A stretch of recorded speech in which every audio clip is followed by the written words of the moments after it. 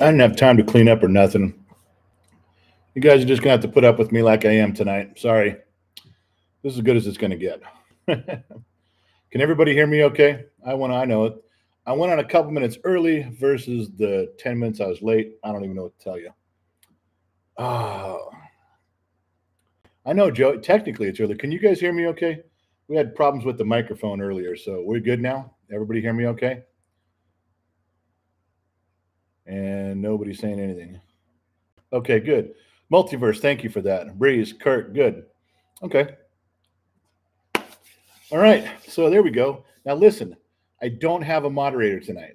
Okay. Uh, Gen X mom is upstairs. She is not doing well tonight, and she's out. The kid came home from school early. He's sick. He's passed out in his bed. And Allie is somewhere out of the country, locked up in a foreign country's jail cell for public indecency. And no, I'm not bailing her out. She can just stay there. So I know I'm late, but I tell you what, I'm never late. Now look at me real close. All right. Get on the soapbox for a minute, all right? The general is never late and he's never early. The general arrives precisely when he means to. Got it? Yeah. Yeah, I got that from Gandalf. He's a cool cat. Oh, yes, I'm going to try to read everything. Everybody's hello. Hello, General. Frank, what the hell are you doing? Frank, as everyone knows, been going through a rough time. His wife passed away, and now he's moving across the country. Frank, you should be taking care of your kids right now in whatever town you're staying in. Don't worry about us in here. You need to take care of you. You were supposed to be texting me along the way. God damn it. Now I'm a little upset. You didn't text me. I got to turn off my phone. Professionalism. That's what this is. This is a professional outfit we're running here, and we turn off our cell phones. This is why none of the big talk shows will ever have me on, um, and because I'm very unprofessional. I eat and drink during a live stream. My phone went off. I mean, can you imagine if I was on Arsenio Hall and that happened? Nobody even knows what I'm talking about, do you? Well, I'll tell you what, we're going to start off with a drink tonight because that's how I feel. Tonight is a drinking night. You guys want me to give shit away and tell stories and a bunch of lies I shouldn't tell? Tonight's the fucking night. Mm-mm-mm. Ah, Indians call that fire water. Yeah. Duck stirred. Hope Mama gets to feeling better. Ah, she will. I hope so. Thanks for saying so too. Joey, same with you.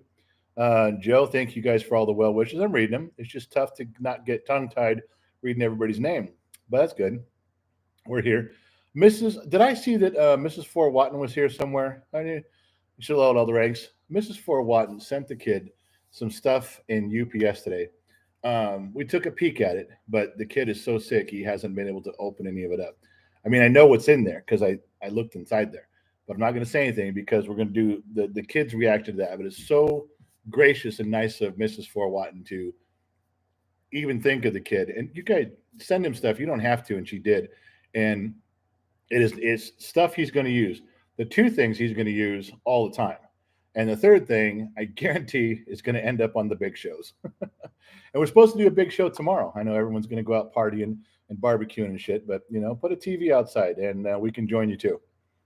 Okay, Marcel, I'm new at watching you, but I have to say everything you say I agree with, and I think you're great. Well, thank you very much. Just remember, we're not always going to agree on everything. Sometimes I'm going to be completely full of shit, but so what? We're all Americans and people of the universe. We get by, and I'm not excluding Americans. I'm just kind of collectively saying we're all people. Relax. Don't get on your high horse. I mean, we're all together in this. That's all I meant. Calm down. All right. Oh, what he says, I'm bullshitting. We're walking. I know, me too. That's what I'm trying to tell you. Kirk, I'm new to watching you too. You're full of shit, Kirk. New. Oh, so here we go. All right, so I did a little thing where I was talking with Team Up Church. You got some cool font, man. How'd you get that? Mrs. Miranda had that too the other day. Remember? Up Church. He's got some cool font going on. Some not green, but it's cool shit. Anyway, so we had a conversation earlier, and I'll let you guys be privy to it. This is something, and I don't know if this happened a day or two ago. Do you guys know that Disneyland changed their intro conversation. They're pre-recorded. Welcome to Disneyland. For years it's been, ladies and gentlemen, boys and girls of all ages, welcome to Disneyland or the Magic Kingdom, wherever. And I guess the boys can be a long conversation. You guys buckled in. Do you got your drinks? Do you? Because you need to. Okay. So there's a small group, and I don't even know who it was. I don't know, and it doesn't matter, and I don't care. But a small group went to Disneyland and said, or Disney as a company, and said, you can't say ladies and gentlemen anymore. You can't do it. You're offending some people. You're leaving some people out. I'm like, how the fuck are you leaving people? Ladies and gentlemen covers it all. No, there's transitions and stuff, and you can't. So eventually, Disneyland kind of they bent their knee and they changed their opening as you walk into the theme park. Now, there's a few schools of thought I want to remind you folks of. And like I tell you, I hate focus groups and I hate studies and like that. But in this case, some of the focus groups favor what I'm saying, so I'm going to fully endorse them because you're allowed to do that when you're a complete hypocrite. You're allowed to switch sides and do whatever you want. So I will. A lot of these companies, the way this is over the last 10 years now, and this is common knowledge. This is not something that's hidden anymore. These big companies, and I'm going to give the example of Disneyland. Let's say they sell $300,000 of merchandise in Disneyland during the day. I'm like, okay, so we can count on that. Pretty much every day we do the same amount, 300,000. Now this group over here is demanding some changes, demanding some stuff. So we're going to change things for them, and we're going to pick up, their endorsement too, as long as keeping all this, because people aren't going to switch. They still love Disneyland. Well, what these companies have learned is that they do lose money. That other people come into Disneyland and they've heard about this fight, they've heard about this little change, and they don't buy as much. They walk in like, I'm just gonna don't got a really good feeling about this anymore. Yeah, we're gonna pass on some stuff, and the numbers just drop. It's just I'm using Disneyland, but the people, the consumers, they know when you've kind of just stepped away, when when you've done something you probably shouldn't have done. You bent the knee, and they don't have a good. I don't have a good feeling about it. I didn't like that they did that, and so people just don't consume as much. They don't buy as much. The customers that come there. Now all these companies over the last decade have realized that they bend their knee and change things for these groups that are very, very small in numbers. They're just very loud and in your face and all over the internet, but they're very small in numbers. And they lose this. Now, I'm going to tell you, people from the really small groups, whichever ones you're in, it doesn't matter, that you're going to find out that Disneyland and these other companies don't give a shit about you at all. They're doing this thinking they're going to keep all this revenue here, and they're going to pick up you guys here, and everybody's going to live a happy family, and then it's not going to happen. They're going to start losing this money like every company has. Now they're realizing it, and one day, they're going to swat you guys to the side. Yeah. And it's not because of who you are. It's not because of what you believe in. It's dollars. It's financial. They can't go to their shareholders and say, well, we lost 5% over the past 3 years, but hey, we're inclusive. Everybody's our friend. Shareholders don't give a shit about that. Investors don't give a shit about that. Corporations don't give a shit about that. They will do the right thing, and they'll be out there in the public, and they donate money, and they give a lot of stuff back. But the bottom line is they got to fucking have their dollars in there. And that's it. And it's slowly going to change. Not only is it the small amount of people that they're trying to accommodate and losing the money, but they're getting tired of it. Every time you turn around, they're finding. Do you realize that these companies, these business, these groups, these organizations, they go looking for shit now. There is nothing blatantly obvious that we're doing to slap them in the face for what they believe or who they are. Kind of nobody gives a shit. Do what you want, man. You be you, man. You do you, and I'll do me.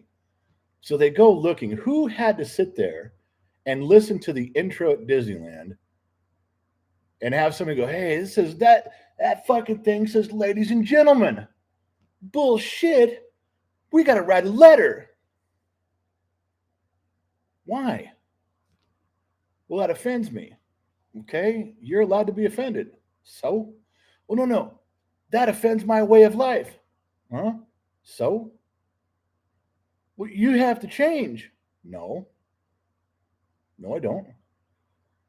Look at the companies that are already not changing. Netflix kept Dave Chappelle. Oh, the stuff they got from all these little groups. Ultimately, Netflix went, look, we respect you guys. You do you, but you're a little thing over here. And for our dollars and our shareholders over, come on, man. No. Ultimately, Spotify kept Joe Rogan. Oh, look at all the people, Joe Rogan. And it went away. Nobody gives a shit right now that he was talking like he was and some of his stuff got pulled. That was a month ago. Everybody was all hot under the collar about it. Nobody gives a shit right now.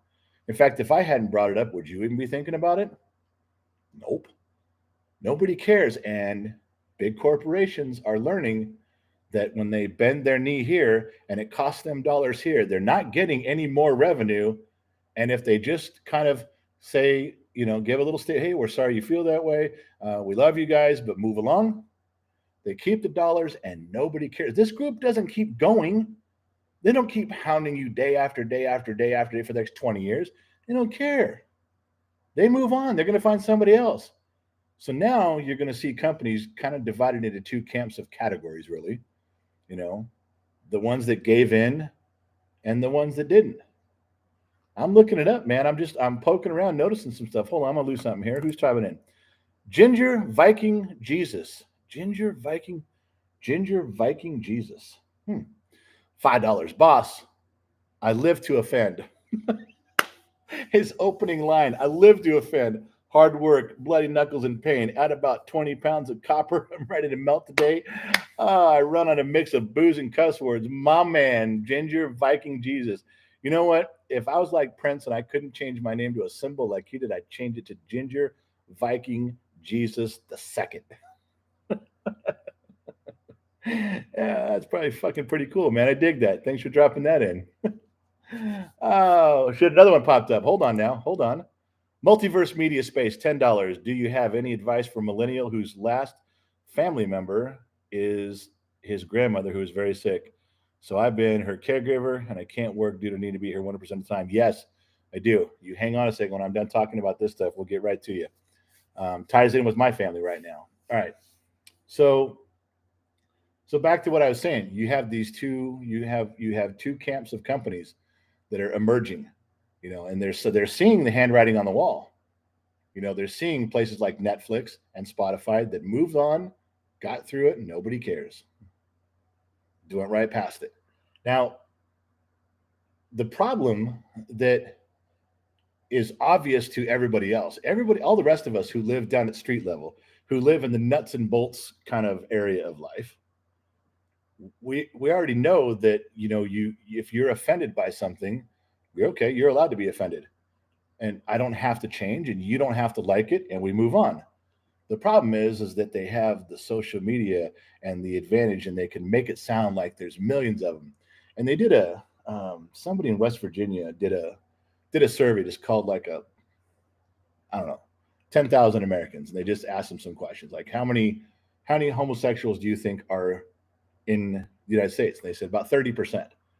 And then they asked like 10,000 more, like, well, 3% was the real answer. But they thought 30%.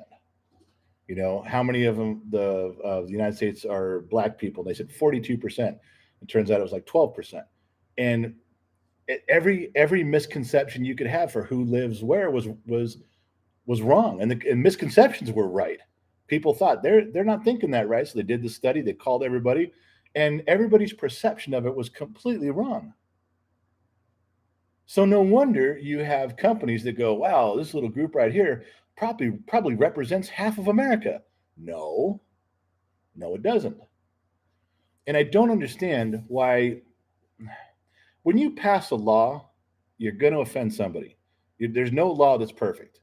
And you're trying to get it to where the bulk of the law protects the bulk of people, or enriches the bulk of people, or health is the bulk of people. You try to get it, but you're always going to have people that slip through the cracks or that are on the other side of the issue. That's human nature. But we pass laws like that, and we do the best we can. We set them up and we go. But Companies aren't allowed to do that. Disney's not allowed to say, well, we're going to, ladies and gentlemen, boys and girls, that covers the bulk of, and I'm sorry over here, but there's just some people are going to be offended. No, we're going to fix the ladies and gentlemen, boys and girls, and we're going to start saying dreamers from all over the world unite. And even if it bothers these people, it doesn't fit these people. I don't understand why the majority doesn't win. You're not trying to enslave people or hurt their feelings. You're not trying to out them. You're not trying to cause harm to them. But when you're passing a rule or a statement or a law, you try to cover the bulk of people, and basically with what, and this is what sums it up for me right here. Sums up the whole thing. What Disney did sums up where so many people are at in charge of things. Disney had the pre-recording said, ladies and gentlemen, boys and girls, welcome to Disneyland. And that serviced these people perfectly and offended these people. It didn't fit their agenda.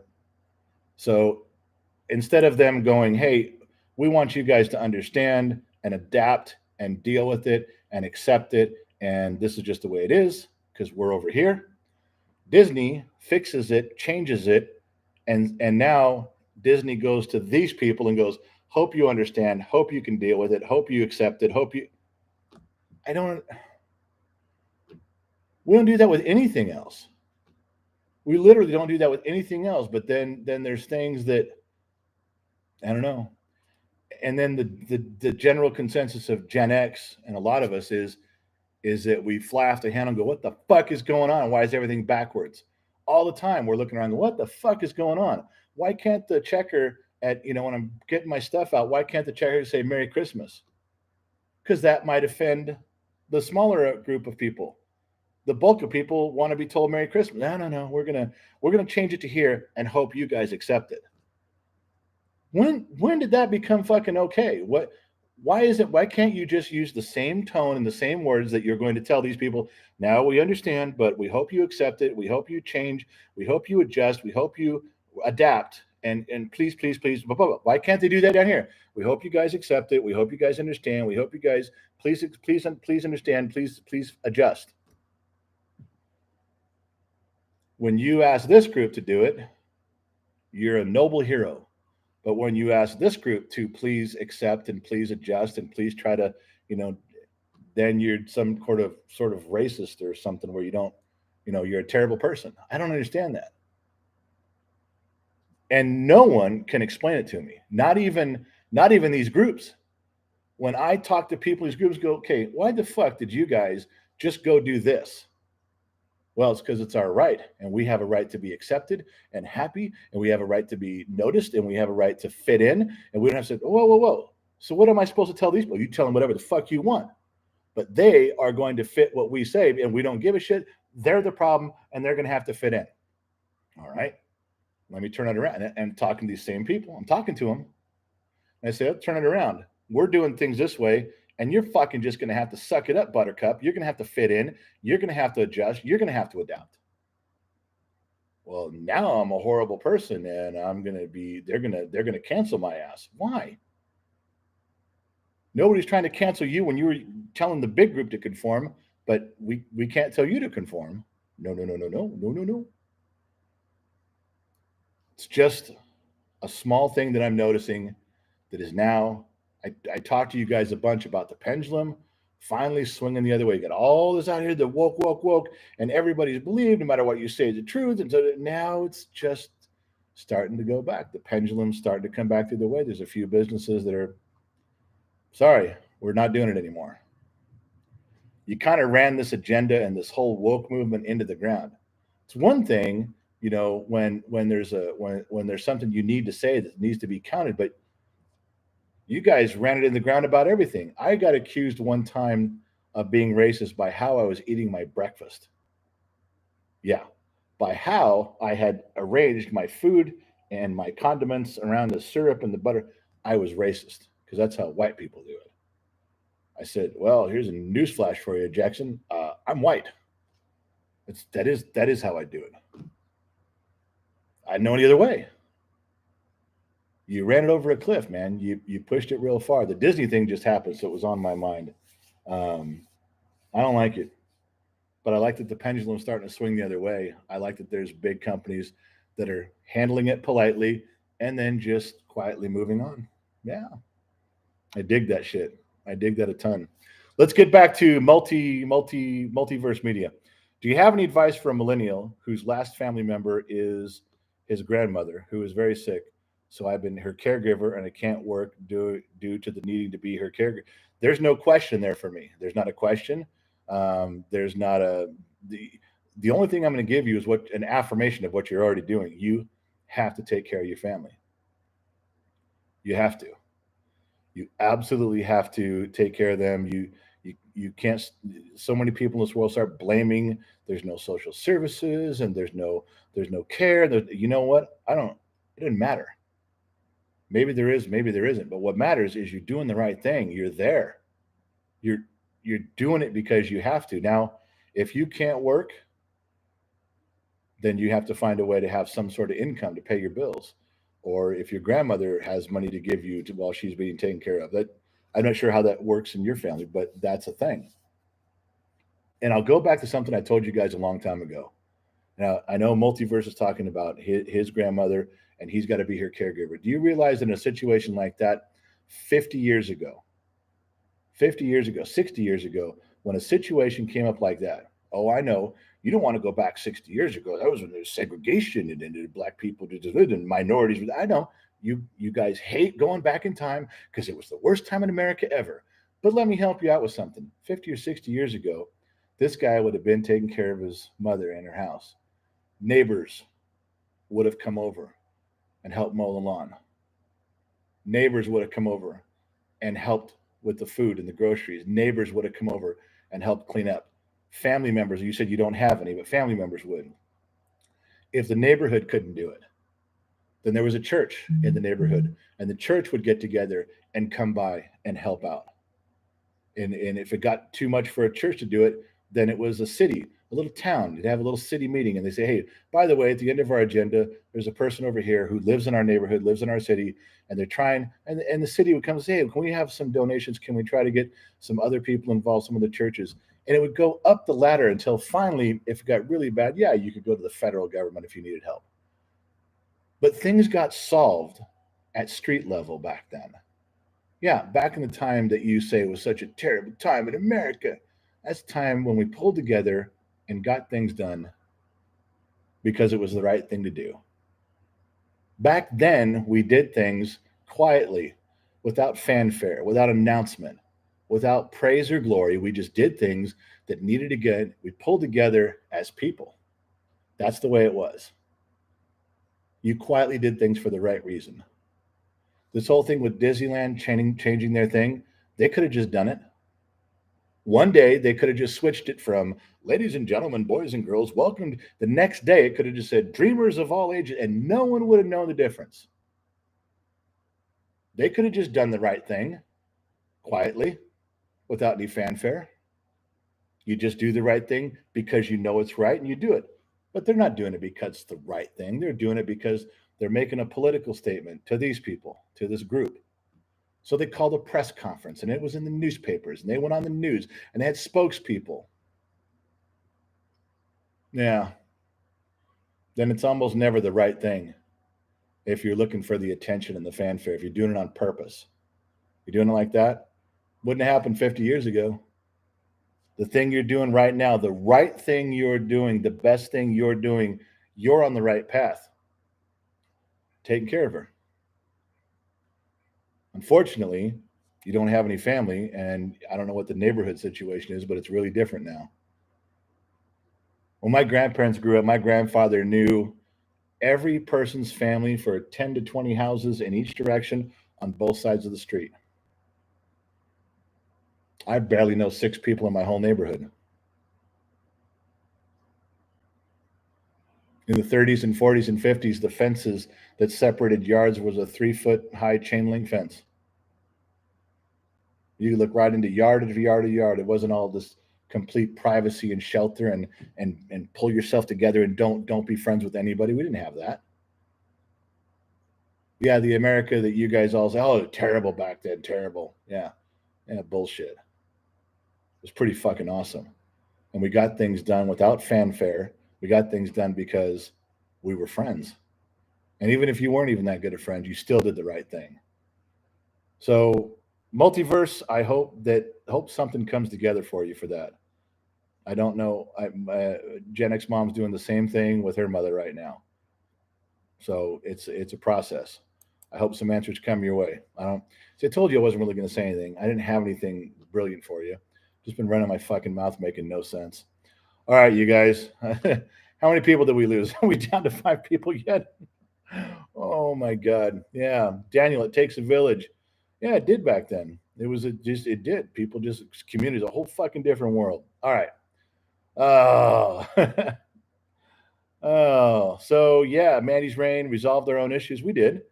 Chipper's mom says, "Amen." Pro Fox Racer. I'm not at your age, but I remember when the neighborhood was like a village. Everyone helped each other out. Now everyone hides from one another and don't help anyone. No, they don't. It's like you described right there. Sean says, "Hey, Dad." Sean, I told you not to address me as Dad. The paternity test has not come back yet, and you're not allowed to say that till it does. Oh my God. All right. Where we go? Something blue came up. Joshua Danley. Something called community. Yep. That's the word right there. You know, Joshua, I've been paying attention to you. You've been around quite a bit. You comment on the videos. You've even stuck your nose into the kids' guitarist thread because I was reading some of that with him, and your name came up in there. So, Joshua, I'm watching you, man. You're spying on us. Extra Stony B, what's up, General? Stony B reporting for duty. Stony, jumping the ranks behind me. They're filling up slow, but they're filling up. Shadow Man, General, bottoms up, keeping it real as usual. What's the best way to contact you? Through email, just genxdad at genxtalks.com. Yeah, simple. I will return your emails. I answered a bunch of emails today. I'm going to drink another drink. And yes, these glasses are all gone. You can't buy them anymore. You had your chance. I told you, and now they're gone.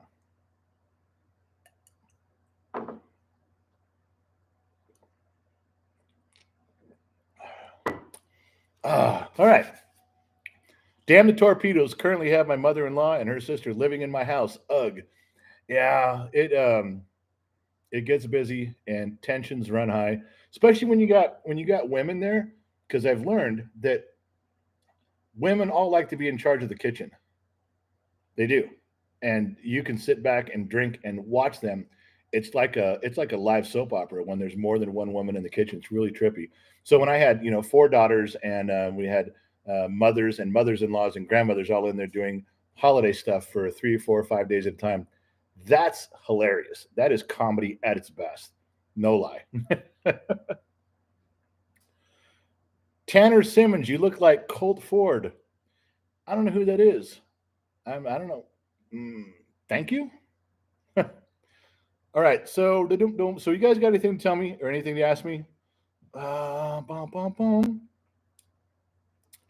Rodrigo says, "What's up, General? Born May 1970. So I'm in the Gen X Club. I merve into the bottom of the class club.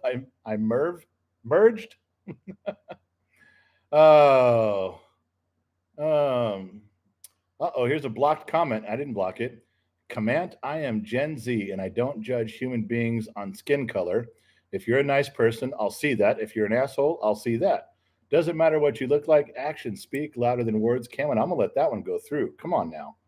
Uh, Ginger Viking Jesus dropped another $2 for Skull, the beers, and a glass of whiskey. My man, I'm in. BJ Sweat just called him bitching in the kitchen. No shit. Oh my God. Now, how'd you put that big X there? Oh, that's probably just an emoji. Fried. What's up, extras? Fried, where the fuck have you been, man? I've been doing this whole thing by myself. Come on. Reverend Bebop, what's up, General? Hanging out there. Two Bear showed up. How long has Two Bear been here? I really thought we snuck a live show past Two Bear, and he didn't show up. Mr. Bum Fiddly, I just wanted to say thank you, General. Hold on. Bum Fiddly, is that the email thing that we did?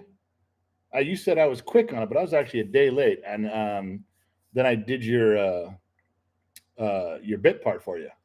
So If that comes out, let me know. If that's yeah, I'm hoping that's what you're talking about. If you got that, if it went through, I didn't see it or not. But anyway, I didn't see if you got it was my thing. So you're welcome if that's what's working. I really fucked that up, didn't I? I couldn't have fucked it up even worse. Barry Dano says evening. Marvelous May was talking to you Friday. Everybody's good there. Pom, pom, pom. Mrs. Fort Watton, General Two-Shine, wants advice about fatherless children. Two-Shine. Oh, did I miss somebody in there? Let me scroll back up. Let me see what I missed. Boom, boom, boom, boom, boom. I might not be able to find it, but I'm trying. Seeking the Truth is here. Made sure to grab 2 of the glasses before they were gone. They're great. Seeking the Truth, an unofficial sponsor of the program, always has been. Big name there. Thank you. I'm still looking for Ginger Takes a Village. Got that one. Tuber, I can't find it. I'm sorry. Let me go to what she said again. Mrs. Fort Watton says Two-Shine wants advice about fatherless children. Two-Shine, write it again at the bottom, and I'll try to pick it up. But I don't know what you mean by that. I know what a fatherless child is, but what's the advice you're looking for? I mean, are you a fatherless child, or are you a parent trying to do something for a fatherless child? You got to slow it down for me. I'm a dumb mechanic in the middle of the desert. My head's full of a bunch of useless information. I just have to categorize it. It's true. I'll help you out there. Jamie Smith, hey, checking in for the Whiskey Fun. I took a job with the 57 Chevron Orange as a Gen X. I can't turn down the work. I'll start in about 6 months, and I'm booked up for now. I'll send you pics. Yes, I'm so proud of you, Jamie, for doing that job. You paint that thing. I told you. I don't care if they want you to paint it. Teddy Pink. If he got the money, you do it. You paint that fucking thing right now. All right, so scrolling down, looking. Oh, Zoe, lovely Zoe checked in. $4.99, little ditty for the Jack and Daniels. Thank you so much for that. Two-Shine, question, boss. What advice would you give kids growing up without a father figure? Okay, now is a little more clarity to that one. What advice would I give to kids growing up without a father? Well, age would be a factor for me. I wouldn't have much to tell a 4-year-old because I don't speak 4-year-old. 11, 12, 13, 15, 16 in there, boy, I'd have a lot to say. Find a mentor when they're older. Find someone you can look up to. I don't even care if you're looking up to a fictional TV character. I don't. If that's the only thing you have left, if there's nothing, there's no other options, and the only person you have to look up to is Andy Griffith, then look up to Andy Griffith. I don't care. If you just have to find something to focus on. You got to find something. It's better if they can talk back. It really is. It's better if there's something you can get from them. But there's so many. Watch the Waltons. I'm not kidding. Look at all you laughing at me right now. Yeah, watch the Waltons. And if you can not laugh and think that it's corny, if you can actually get some of the traditional American values that they had back then. And we used to have great traditions in America. We did. Not only were we helping each other as a community, but there were some really bizarre traditions in our culture way back when. Please and thank you. Yes, sir. Yes, ma'am. Holding a door open for a stranger. I know. You guys love to tear down and make fun of traditions in America, but there were some really good ones back there. I thought they counted. I still practice them today. You know why? Because you can't stop me. So I do it. But even if you had no Two-Shine, if a kid growing up without a father figure needs to find a grandfather, an uncle, a neighbor, I mean, I'm not telling you to latch onto them to where you're a burden, but pay attention, listen, focus, maybe ask a question, draw some information from them. But if you can't, and you really are searching, there's no teacher, there's no counselor, there's not a sports coach, there's lots of options. You can find a lot of good men out there that could be a mentor in that fashion, or a role model even. But if you can't, I wouldn't even care if you found a TV show with a good guy on there and tried to emulate some of the behaviors. There's some really good dads written into scripts out there that did a good job. There were. I don't know what age group we're talking about, so I'm talking out my ass completely, but I'm letting you know that if a child who doesn't have a father as a mentor finds anything to focus on, even at the very least, it keeps them distracted from a bunch of stuff while they're focusing. Yeah, it's true. And kids are desperate for that.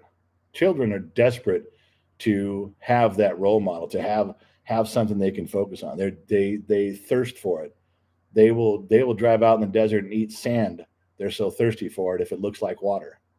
So all you have to do is put something in front of them that's decent, that's loving, that's caring, that's giving good advice, and they'll absorb it. Kids are like that. Kids are a sponge. It's true. Okay, now that I've lost myself and bum bum bum, Alex Geekly, Captain America. You focus on Captain America.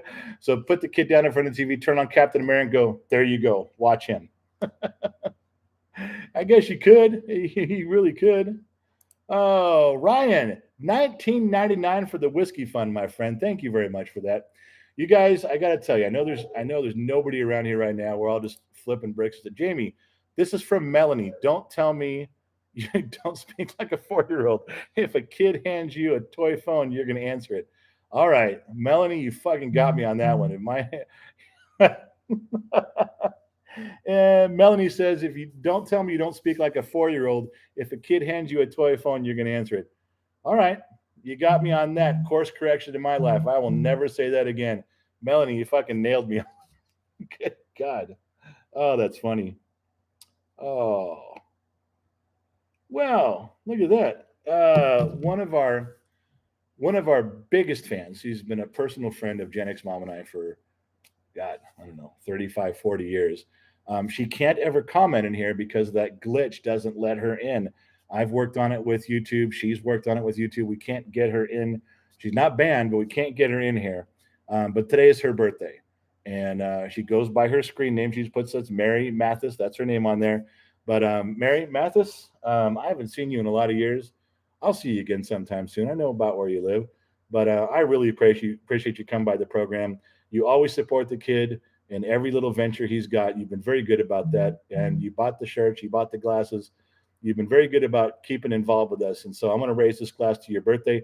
I have no idea how old you are. I'm going to say 36, by the way you look, 37, 38 tops. But here's to you.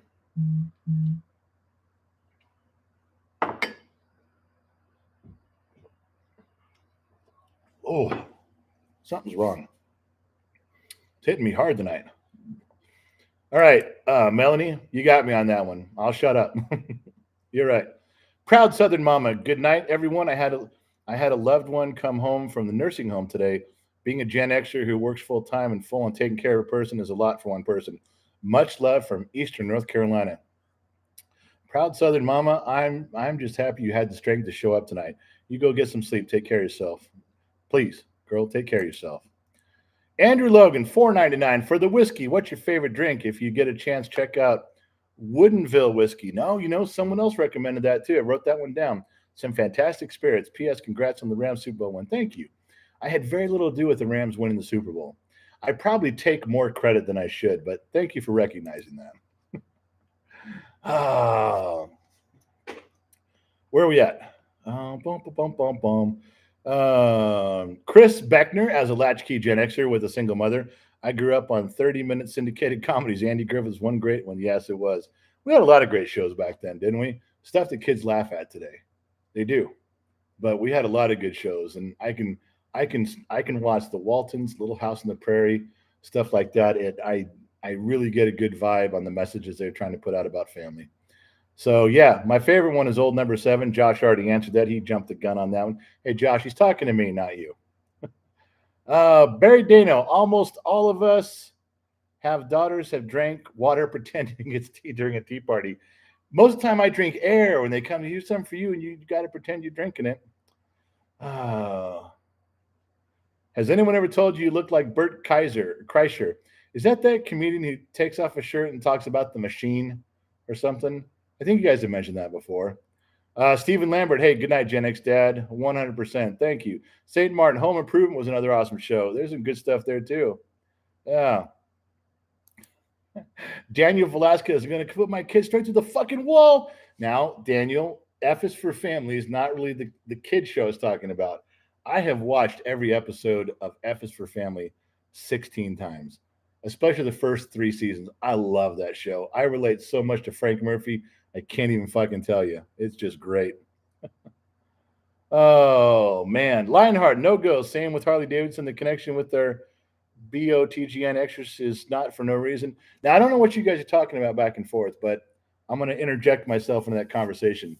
I will tell you there is a community of YouTube people, 3.2 million people on YouTube, and there's probably a million people that are familiar with our channel, but there's 250,000 of us that have subscribed. And out of that 250,000, there's probably 10,000 names I recognize all the time in events and things we're doing. And out of that 10,000, I think there's 200 members. And out of those 200 members, I want to tell you, there's probably 50 of us that are solid bottom of the glass nation people, Legion of X, and growing. It's picking up. It is, because there's more shirts that are being sold. The glasses that we had sold out, and there really is. If you know what, these glasses right here. Wait, let me finish. For those of you that don't know, the truth is at the bottom of the glass. The story is at the bottom of the glass, and this glass even says so. It says the truth is at the bottom of the glass, and we sold these. This is the bottom of the glass nation. We are the bottom of the glass nation. We tell the stories, we tell the lies, we tell the truth. It's all at the bottom of the glass, and we go get it. But you're right. There's a group of us that just we stick together with I recognize every name. I can almost tell the tone of your guys' voice when you guys are texting stuff. It's really unique. You're not wrong on that. It's something special. But I'm going to give you a hint.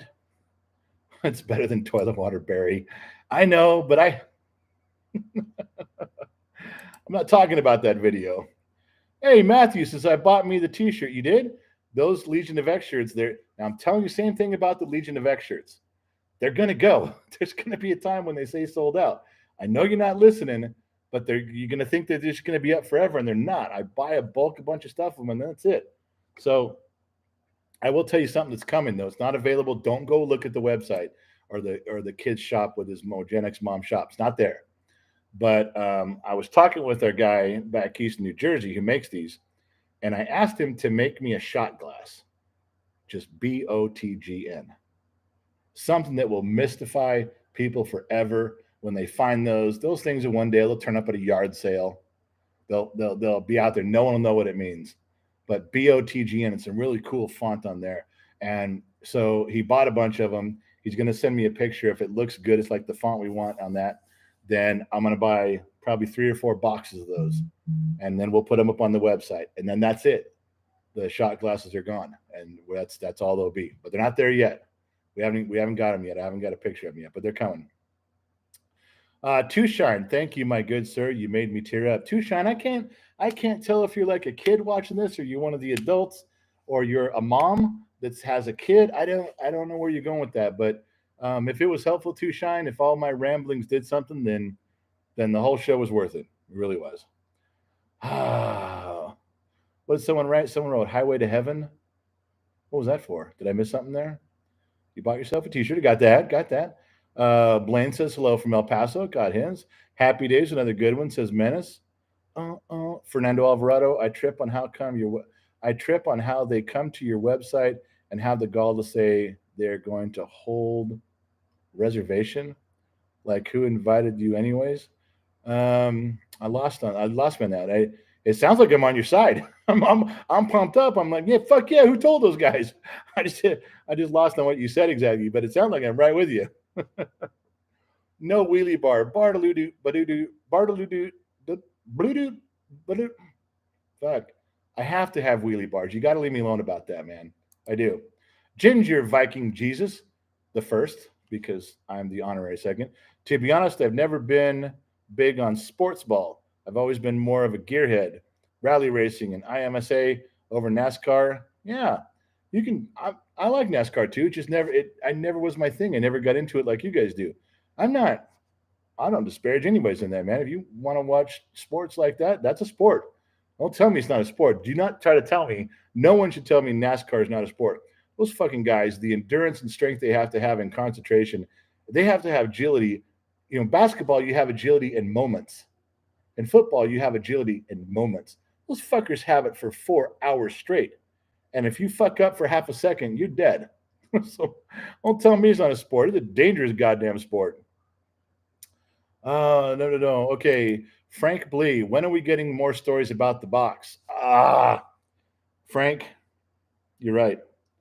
For those of you who don't know, if you are on Patreon, a Patreon subscriber, I write, not very well, but I write, and I've written the, I don't know, was it 5 parts, you guys, to the story, and I kept putting up one part every now and then until we got this story put together. But a lot of people said it was very moving. One of my daughters read it and she cried the whole time through and said, "I hate your stories, Dad," and then she got up and left. But it's beginning to be kind of centralized around this package, and I owe you guys. I do. Tomorrow morning, maybe I'll sit and do that again. I can get up early and just turn on my music, and I will give you that. Got the stories all in my head. I just got to put it down. Frank, I will try to do that for you, my friend. Tomorrow morning, I will. Yeah, I owe it to you. I do. I do. I do. Uh-oh. Marvelous Miranda says, story time, it's empty. God damn it. She's noticing and she's being pushy. That's right. Story time.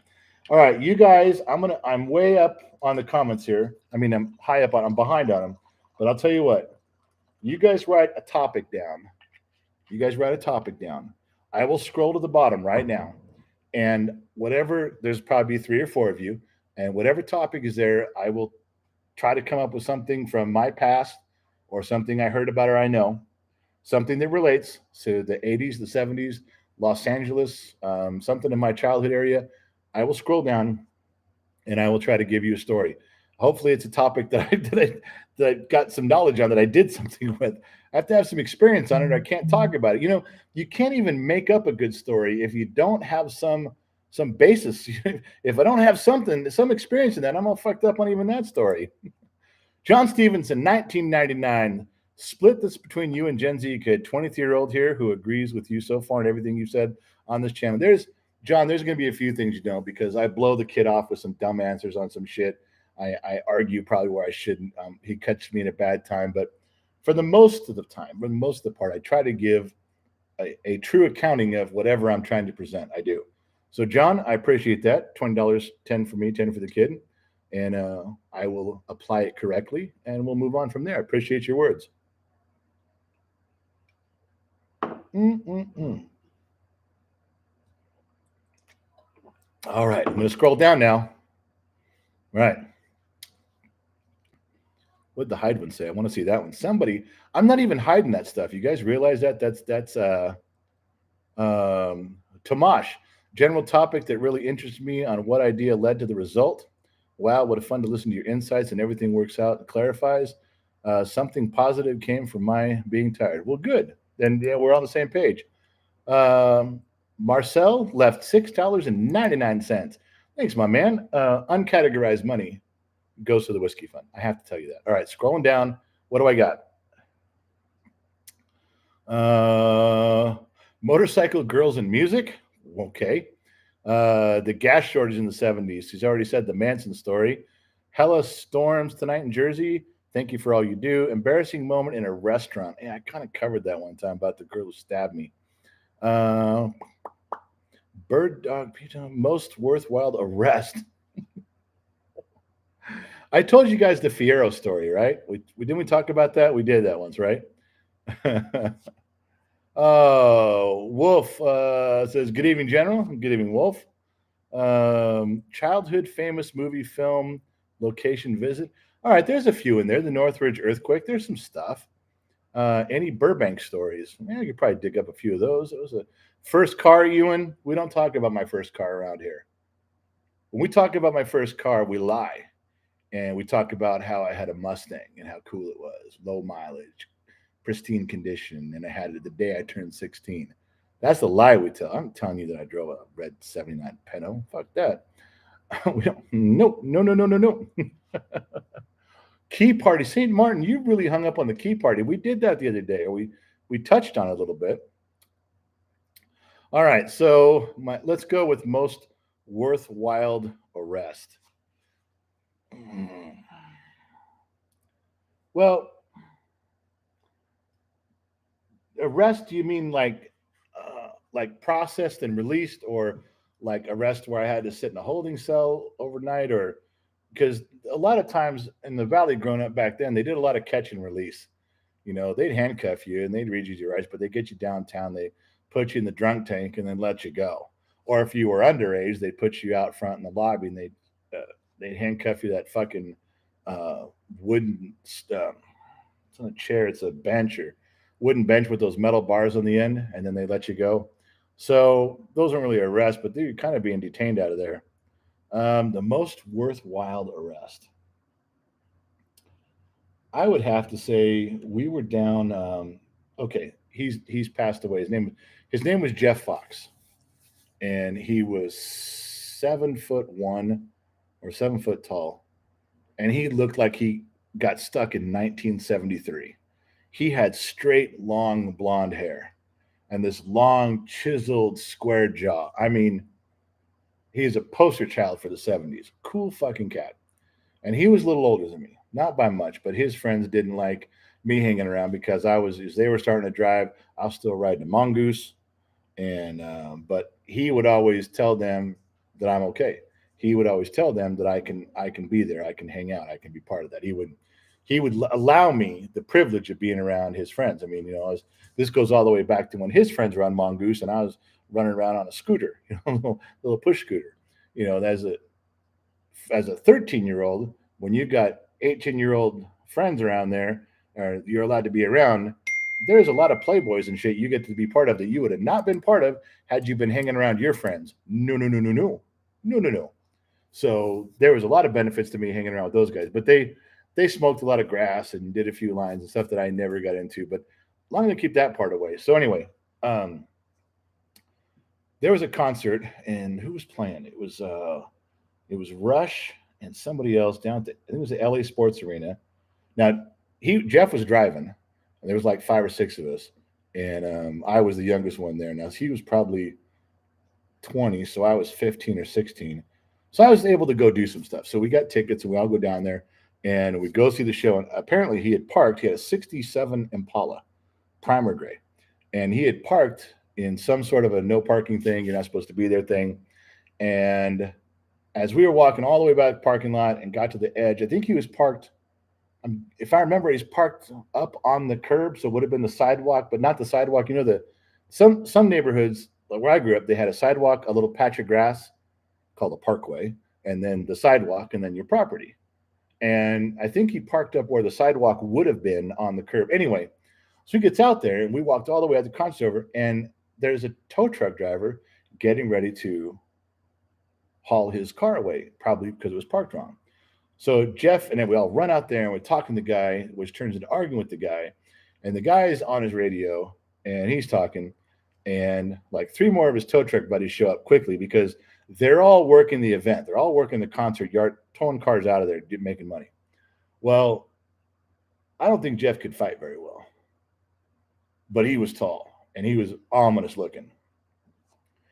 And the tow truck driver got his buddies to show up because we were all there, and his buddies showed up. Now they're all out of the trucks with their tire irons. The lights are all going on top, the yellow ones, and all the headlights are facing everywhere. And there's hundreds and hundreds and hundreds of people walking around. And I remember Jeff looked at the guy, and Jeff had a big flashlight in his hand. And I remember the last thing he said was, he goes, "Go ahead and bend over and try to hook my car up." He said, "Go ahead and try to hook it up." And I was like, well, 16, this is probably going to go anywhere. There's a bunch of adults around here. And that tow truck driver took that big hook and leaned over and ran it under his car and lashed it. And Jeff fucking clocked him with that flashlight, and it was game fucking on. In the middle of all this, as the big commotion goes on, and I mean, it turned into a commotion because the headlights are in your eyes. It's pitch black outside.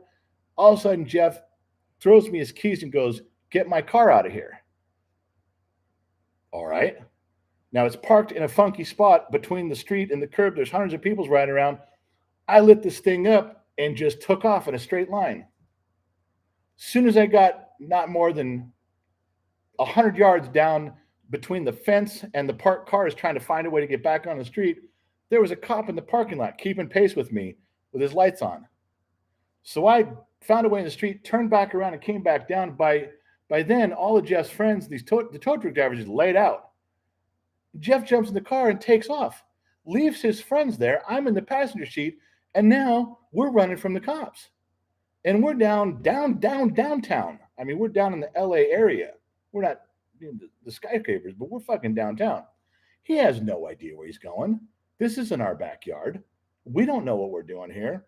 He is literally bumping into cars, taking out mailboxes, going down side streets. I mean, wiping everything out in the process of he's completely lit while he's doing this. Let's be honest. I mean, I'm not sure what he was doing, but it got him roaring. So he ends up taking off. The last thing I remember was a bridge, like an overpass, and he was trying to get under it right as this motorhome was coming through, and he thought he could fit up alongside of this thing because it's pretty close to the water. We're pretty close to the ocean, and there's a lot of narrow, like a one-way into a parking lot, into a motel, into something going down. There's a lot of narrow ones like that. And the motorhome was coming this way, and he thought he could fit. He couldn't fit. And he squashed both the sides of his car so bad by the time he got through it, we couldn't open the doors. And the last thing I remember was going through it, hitting a dumpster on the other side. And I remember getting out of the car and trying to run, but I didn't know where to go, so I crawled in the dumpster. Yeah, I just climbed inside the dumpster. And when the cops came, which were there right behind him, they got him somehow. They must have pulled me out and took me to a hospital first, because I kind of came to, and I was in the drunk tank with everybody.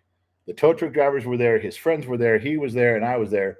And they took him out of the room one at a time and took him someplace else. This is my first experience with how cops divide you and get your stories.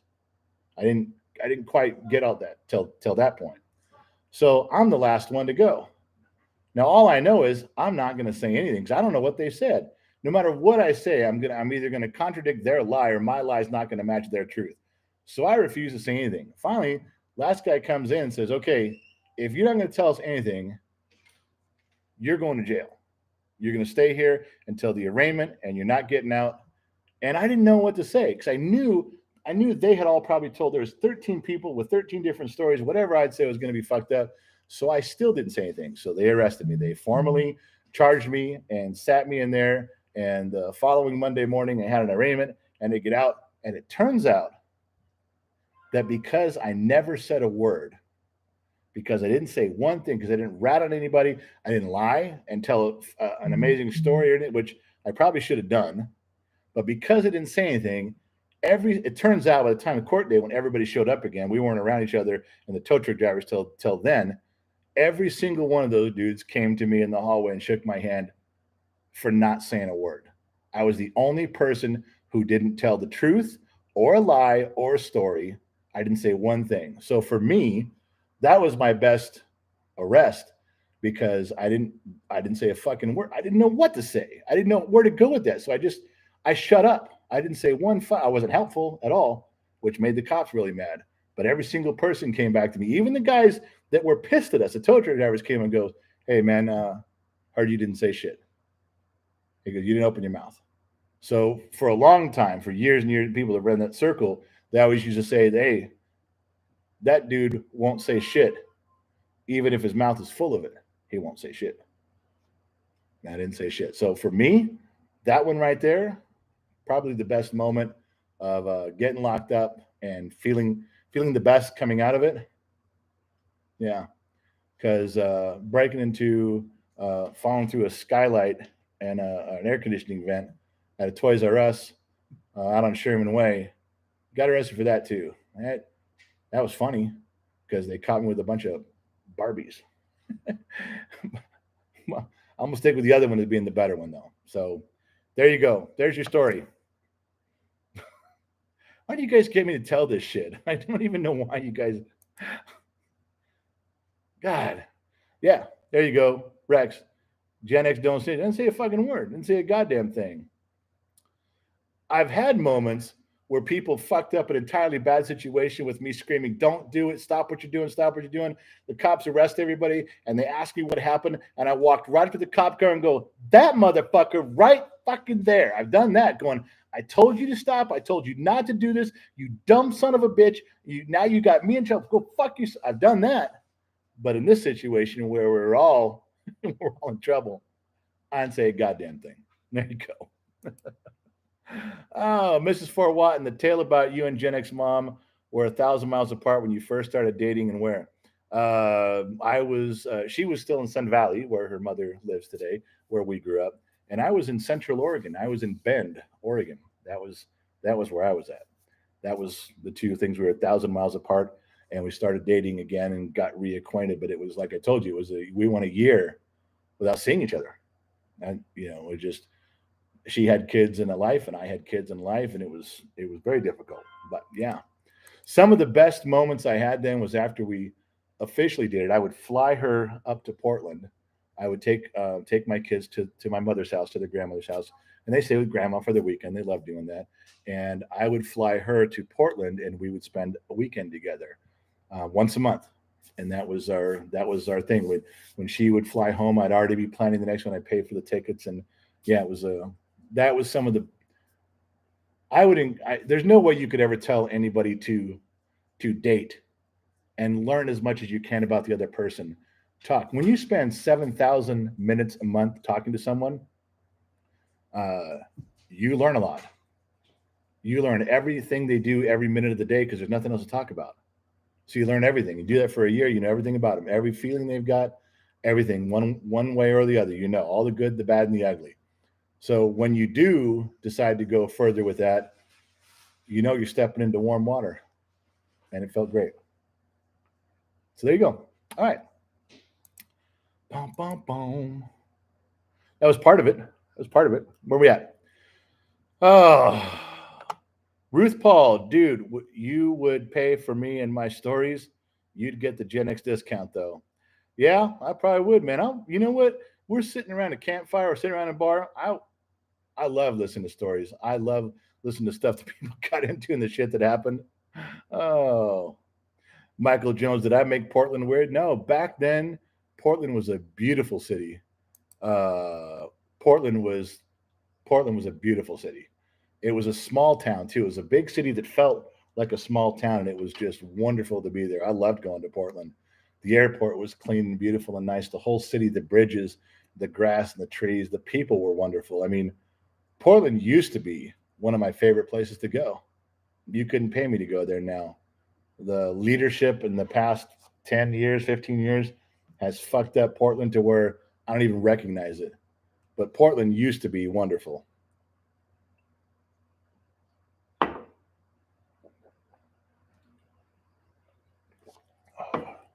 All right. Megan W. Hey, Gen X dad. One, do you have a tough time saying I'm sorry? Two, do you ever wonder or care whether your harsh reactions to Gen Z are hurtful? And three, do you ever say anything to encourage him and build him up? All right, well, let's take these in order.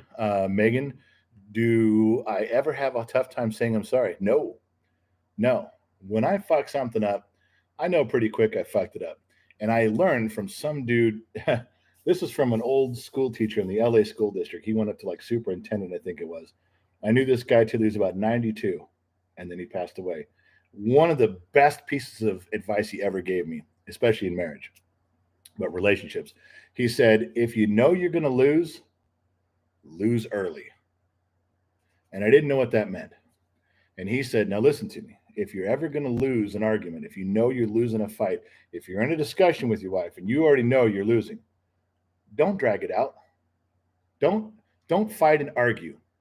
If you already know your position and you're going to lose early. Get it over with. Say you're sorry and move on. And he was fucking right.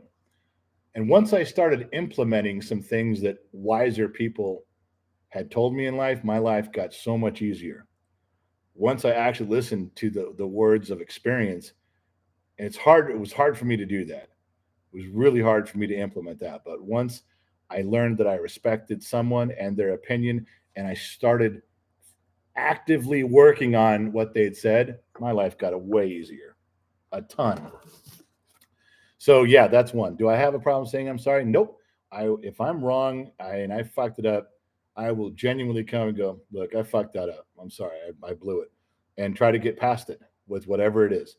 Two, do you ever wonder or care whether your harsh reactions to Gen Z son are hurtful? No, I don't worry about that. Um, First of all, if you're talking about 60-second videos, if you're going to judge or try to put some sort of spin or psychoanalysis on 60-second videos, well, Megan, you're a fucking idiot because you can't judge how I treat my son by how I react when he records me on something. You can't. There's not a possible way. It's all you're seeing is that. Okay, if you take away those 60-second videos, when have you ever heard me be harsh and yell at him? Ever? Yeah, you haven't. You're judging everything by a bunch of 60-second videos, and that's okay. We used to call them TikTok therapists, people that will watch a video and have paragraphs to write about how I'm parenting and how he's going to turn out as a kid. Oh, well, thank God the TikTok therapist is here because you saw a 60-second video and now you've got all these extrapolations worked out because you read a pile of books this high. Well, good for you. No, I'm very balanced. I'm very balanced with my kid completely. So three, you ever say anything encouraging to him or build him up? Do I ever say anything encouraging to him or build? No. Why would I do that? I don't want him to think he's special. I want to make sure I keep him down as long as I can. I almost did one time. I almost said something encouraging and nice and loving, but I caught myself. I caught myself, and it was actually a buddy of mine was standing next to me. He's like, "Dude, you're about to," and I went, "Whoa, whoa, whoa! I'm sorry." And my buddy caught me. And said, "Oh, you almost said something nice." And I was like, "Thank God you were here. Thank you for that." No, never say anything nice and encouraging. Why would I do that? You start doing that, and all of a sudden, kids think they're more than they are, and they're popular. You can't have that. No, you got to let them know that the only reason they live and the only reason they matter is because of what I say. That I'm the only thing that matters in their life. That's the only way to live. I'm telling you.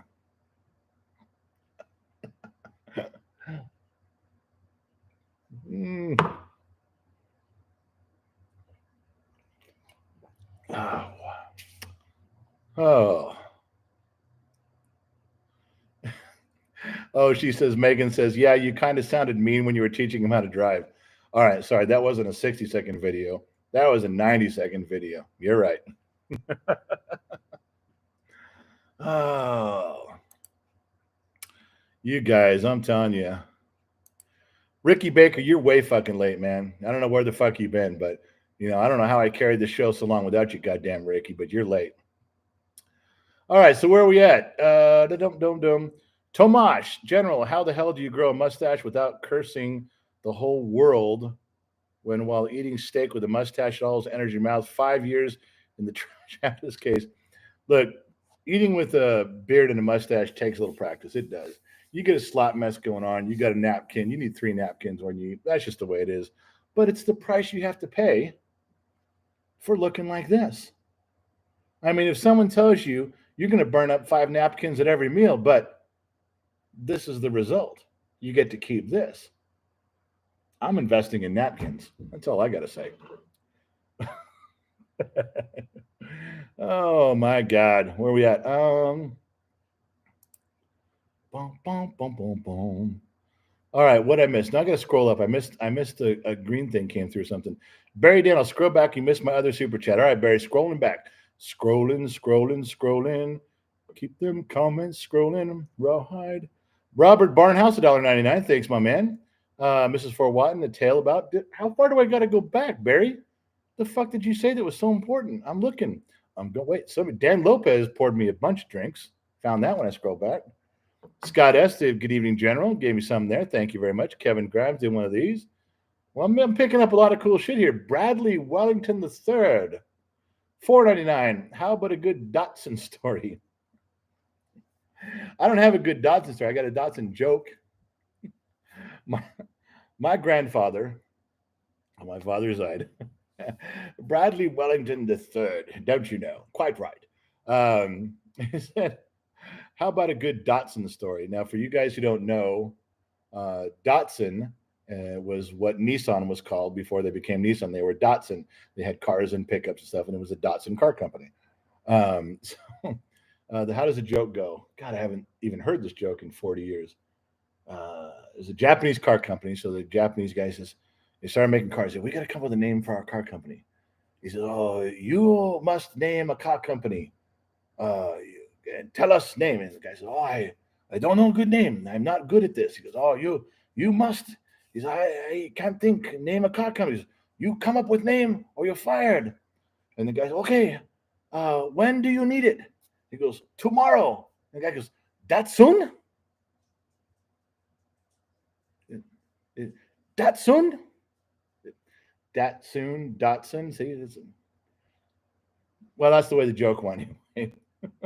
Look, you brought up Dotson. I wasn't going to bring up Dotson. Bradley brought up Dotson. I'd have never fucking told that joke. Wouldn't even remembered it. I'd have gone to my grave never remembering that thing. He brought it up.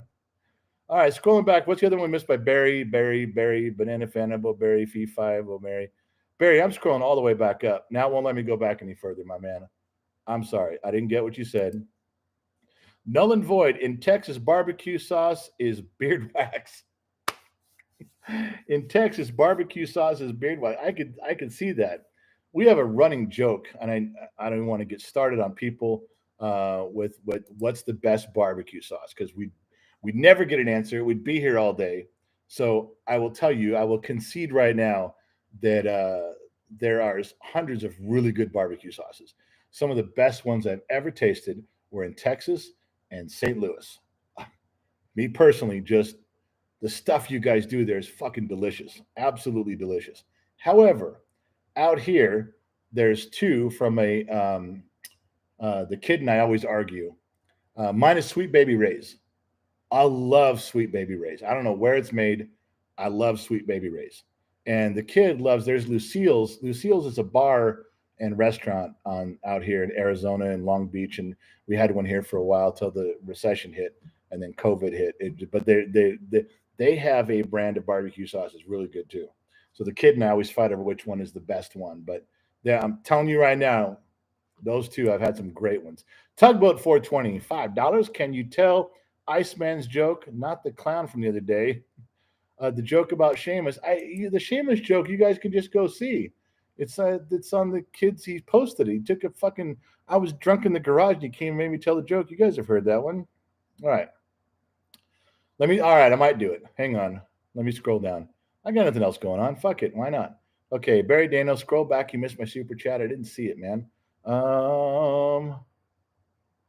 Fuck that. I'm scrolling back to look for Barry's super chat, and Travis goes, fuck that, Barry. Send another $2.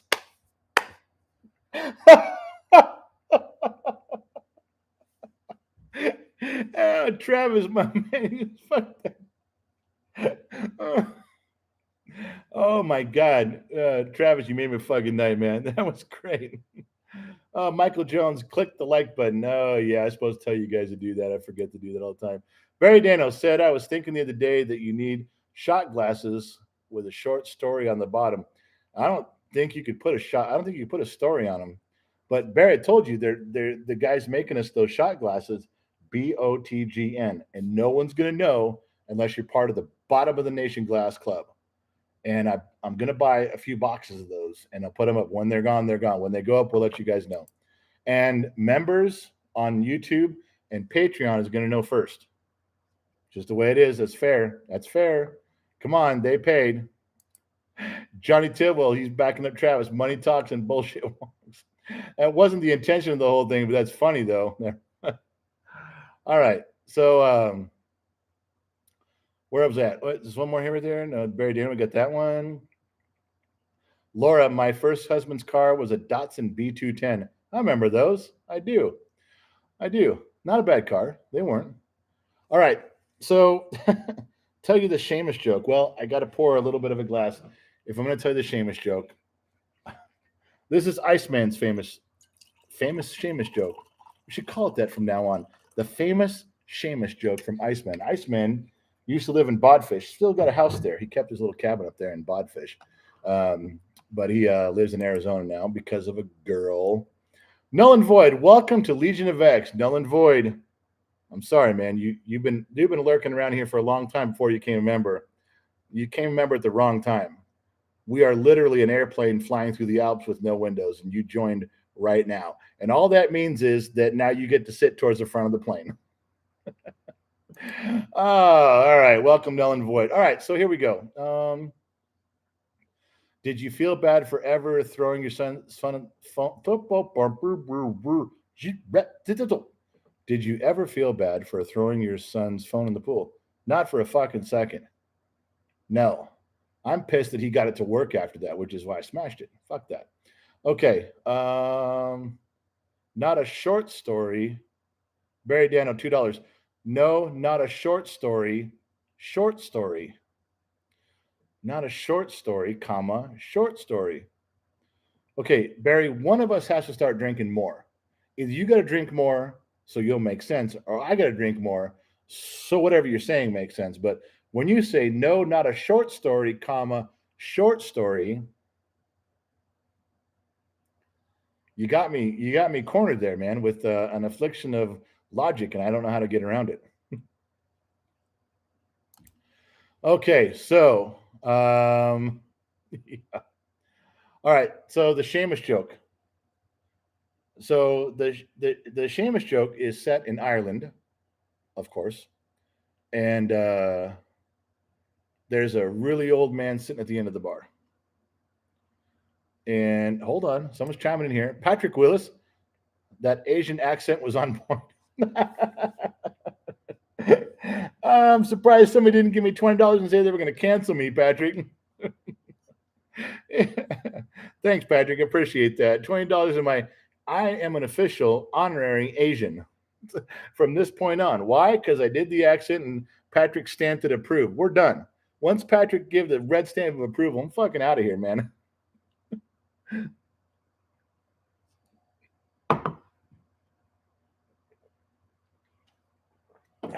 So anyway, all right. So the Sheamus joke. So it's in an Irish bar, old Irish bar, big long bar, L-shaped. The very end of the bar, short end, is an old man. He's in his 90s. These other patrons in the bar drinking, it's nights carrying on, and finally one of them starts talking about the old man. I say, why is that old man always here? He never socialized, never says shit, and he's been around town forever, and blah, blah, blah. Finally, the old man gets up and walks over because he hears them all talking about him. And he's mad because they're talking about him, but they're not talking to him. You know what that's like. So he says, hey, I hear you talking. I'm at the other end of the bar and you don't know my name. But you know I've been around the town for damn near a century. That's right. I have. And you guys make fun of me out on the street, you do. You never give me my credit. And of course, now there's 35 people going, what the fuck are you talking about? And they know the old guy. He's been around town. They all grew up knowing him. He says, no. He says, the sidewalks that you all walk on every day, I built them with my own hands. Yeah, I did. Hands and knees. Do you ever look at me going down the street and say, hi, there goes Sheamus, the sidewalk builder, the man who built our sidewalk? No, you don't. The school that your children go to school and learn in every day, I built it with my own hands. Do you ever see me passing by and say, hey, there's the Sheamus, the school builder? No, you don't. The church that you worship in, stone by stone, I laid the brick with my own hands every day. You worship there with your family. Do you ever look at me and go, hey, there's Sheamus, the church builder? No, you don't. The bar that we're in right now, the foundation and the walls, I built them. Do you ever thank me for that? Do you ever see me walking down the street? Hey, Sheamus, thanks for the bar, you bar builder. Does anyone ever look at me and go, hey, Sheamus, Sheamus the mason? No, not one of you. Not Sheamus the mason, Sheamus the bricklayer, Sheamus the builder. No, not one of you, not one time.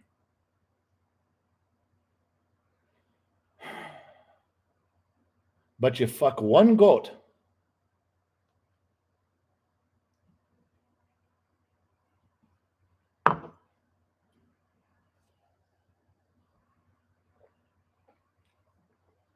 Oh, come on. That was fucking funny. Come on.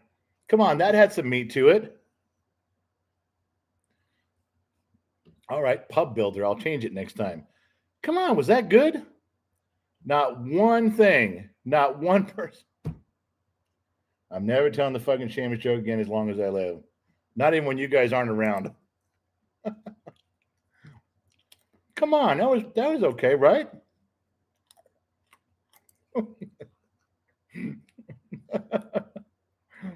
Oh my god. Yeah, we're talking about the goat again. The damn goat stitched. I know. You guys brought up talking about the goat again. Blank user. All right, look. Just so you guys know, true story. Before you guys hang up on me, don't go anywhere. I know there's not a lot of people in here. I know that. I know I'm dipping into a shallow well with this one. The kid is back from state with FFA, Future Farmers of America. We talked about it for a long time. Someone in here was going to donate some money if we did some sort of a challenge, and I can't remember who it was. It escapes me right now. A hot sauce challenge. But just so you know, the kid, he's sick today, but starting tomorrow, he's going to be seeing if anybody's got anything he can do. Hey, there we go. Mrs. Fort Watton for the Kids Goat Fund, $5. That'll start us off. I told you guys, the kid's got this thing coming up. You guys got him to state. You guys have helped him with his projects. He's doing really well with it. He's really doing well with everything he's been pushed through.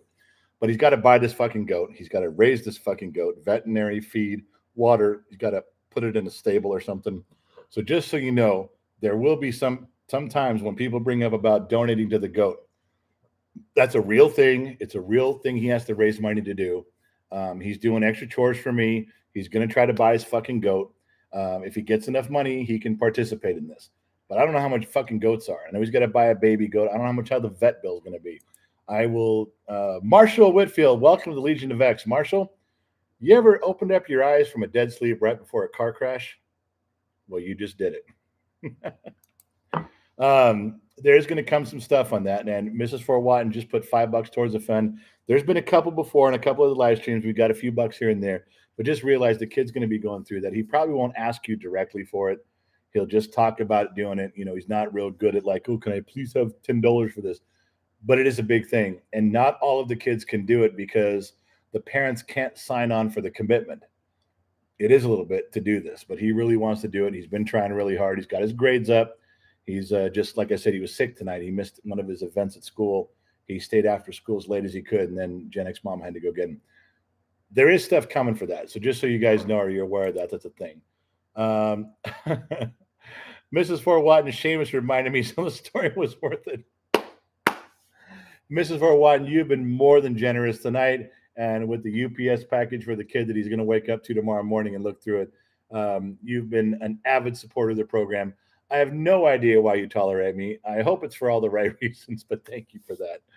So anyway, just so you guys know that when that conversation, when you see people talking about the goat, I know the goat was part of the joke, and then you guys talked about the goat. But when the other section of the goat, it's going to be about helping the kid out. So not this live stream here, but when the live streams come up and we're talking about left and right, up and down things, that's going to be one of the deals. That's why it's because he's got to do this thing for his Future Farmers of America project. All right, scrolling down.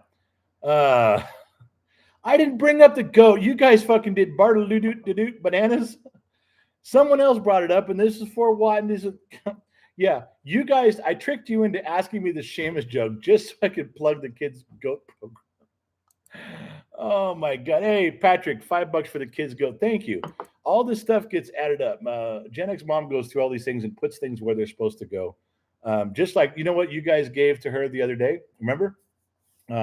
Somebody gave $49, and then it was a $5 and a $10 for Gen X mom. You know what she did? Today she went and got her hair done. Oh, she looks gorgeous. Yeah, she went and got it done. There was enough money. Now, you got to realize the money that you give doesn't come in for a long time. So she took it from me. But you guys did enough to take care of her to get her hair done and do some stuff. You guys donated it right to Gen X mom, even when I told you not to. You said for Gen X mom, for Gen X mom, for Gen X mom. She was quick on the pen. She added up. She goes, I'm gonna get my hair done. I'm like, what the fuck you doing? Anyway, so yeah, we'll salute to Gen X for Gen X mom. Thank you for that. Matthew Lehman, don't just let him. Somebody brought up, he goes, you're getting him a goat. He goes, we saw the dead horse video. Don't let him near the goat. $5 so he doesn't fuck the goat. You got it, Matthew. I'm on it. Christopher Hansen for the goat fund. Is the goat in the joke the same? Is the goat in the joke the same one, Gen Z? No, that was an Irish joke. That's an Ireland goat. This is a. Boy, I'm never going to forget that. I got chastised by you guys about 5 minutes ago for calling a pub a bar. I won't do that again. The next Sheamus joke is going to be by Sheamus the pub builder. I'll get it right. I refine that as we go along. But that's an Iceman joke. That's an Iceman bodfish joke when he's 10 beers in. Cabo Santiago, the party is wherever you are at. That's the goddamn truth, isn't it, Cabo? Where you got to have the Mike Damone thing going on. Say, all right, isn't this the coolest thing ever? Wherever you're at. Oh man, Barry Dano for the goat fund, just not the one from Ireland where men are men and the goats are scared. What was that? Did I tell you guys that joke? It goes for any rural town that there is. It's a joke I've heard. When I lived in Bend, Oregon, they made fun of people from Prineville. Isn't that funny how wherever you live, there's always a little town or a suburb you make fun of? See, when I lived in Los Angeles, we made fun of people from Pacoima. It was like, oh, you're from Pacoima. And I thought, oh, it's Pacoima. But then I learned as you move around, there's every town you go to, the town you live in, there's always something, that you make fun of. When people in Oregon, the big towns, Portland, Medford, Salem, Eugene, they make fun of people from Bend because Bend is the hick town over in the rural area. People from Bend make fun of Prineville because it's out in the desert. You always make fun. There's always some lesser town to make fun of, for sure. I forgot where I was going with that. I had a point to my story, and now you made me forget it. The joke. Yeah, Barry, Daniel, thanks for the reminder. The joke. We should just pick a rural town. Where's a good rural town that very country and hick and backwards?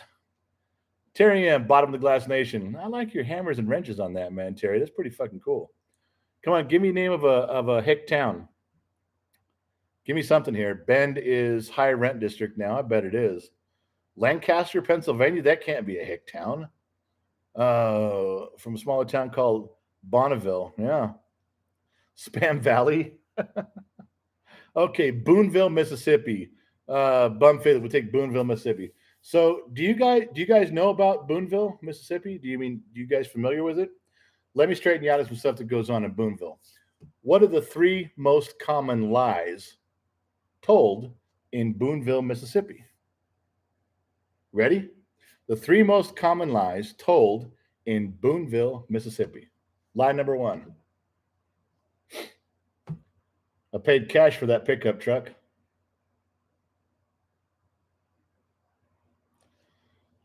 Line number 2. I won this belt buckle in a rodeo. Line number 3.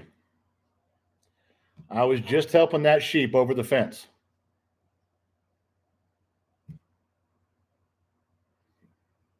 Boonville, Mississippi.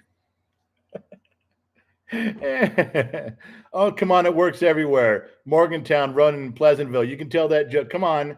Remember the joke and plug it in wherever you need it. It's a funny shit. It was a goat, not a sheep. Lionheart, shut the fuck up. Well, Romy says sometimes the sheep get stuck. I know, and you got to help them over the fence. I mean, you're lonely out there. Things happen. What can I tell you? Oh, my God. Oh, Bump Philly says, perfect joke. You have no idea. I may not, but yet I do. Come on, man. There's towns like that everywhere. Jamie Smith popped in, $50 for the GOAT Fund. Gen Z kid, I believe in what you're doing. My wife brought a Billy Goat home 10 years ago, and 6 years ago he passed. And I got hungry. Oh, don't start with the taxidermy and meat jokes. Best chops I ever had. Sorry, the truth's at the bottom of the glass. Jamie, $50. All right. Now you guys are getting somewhere for that goat. You guys are getting closer to that kid waking up in the morning and having a fucking goat ready to go buy the goat. Hicktown, Fresno, California. I left my wife. She didn't leave me. All right, Ruth Paul. I'm not sure why you told us that, but it kind of sounds like you're a little hung up on your wife right there. Les James, what up, old man? Joey, we will save you for the goat. You know what's going to happen after you guys, after I pitch in and you pitch in and we buy this fucking goat? What's going to happen when it comes time to sell the goat? Now, there's options at the fairgrounds because my daughters raise pigs. There's options. You can buy the pig and have them slaughter the pig and have the meat. My daughter said, "No, I don't want that goat here in this house. I'm not eating. I'm sorry, pig. I'm not eating the pig that I raised. I love the pig. Don't slaughter the pig. Have the pig. Not doing the pig. No, no, no, no, no." But what do we do with the goat? I'm not keeping it here. That goat's going somewhere. I mean, you can't. You can take it. There's butchers that show up and they'll buy the animals and they'll slaughter them. If they buy them at a certain price, they keep the meat. If they buy them at a lower price, they give you the meat. You know, they're there to help the kids out more than anything. Just so you know. Pick out the marinade, null and void. No, don't say. Oh, make sure he has a look down Darby moment before he tries to milk the goat. Lionheart, we've all been drinking too much. We're crossing the lines here, man. You can't. Oh. Do the donors get their money back if you sell it? No, they don't. Because I bought the pig last year for 2 years ago for my daughter because she couldn't raise any money. She tried. So I bought the pig and took care of the pig. And when the money got done, she got the money back. Now, what she did for me was she gave me a little bit of the money back. Said, "Dad, thanks for buying the pig." But she kept the whole thing. The money, everyone who donates towards the pig, that money's gone. You better just realize if you donate towards the food, the watering, the upkeep, the vet, the purchase of the goat, or the housing of the stall it's in, that money's fucking gone. You're just doing it out of the kindness of your heart. Period. End of story. At the end of it, if he can sell it for $300, now the kid gets the money. Now, could he all give you back 80 cents on the dollar or something? I guess he could. I mean, I'll be lucky if he turns to me and goes, "Dad, thanks for being my dad. Here's $100."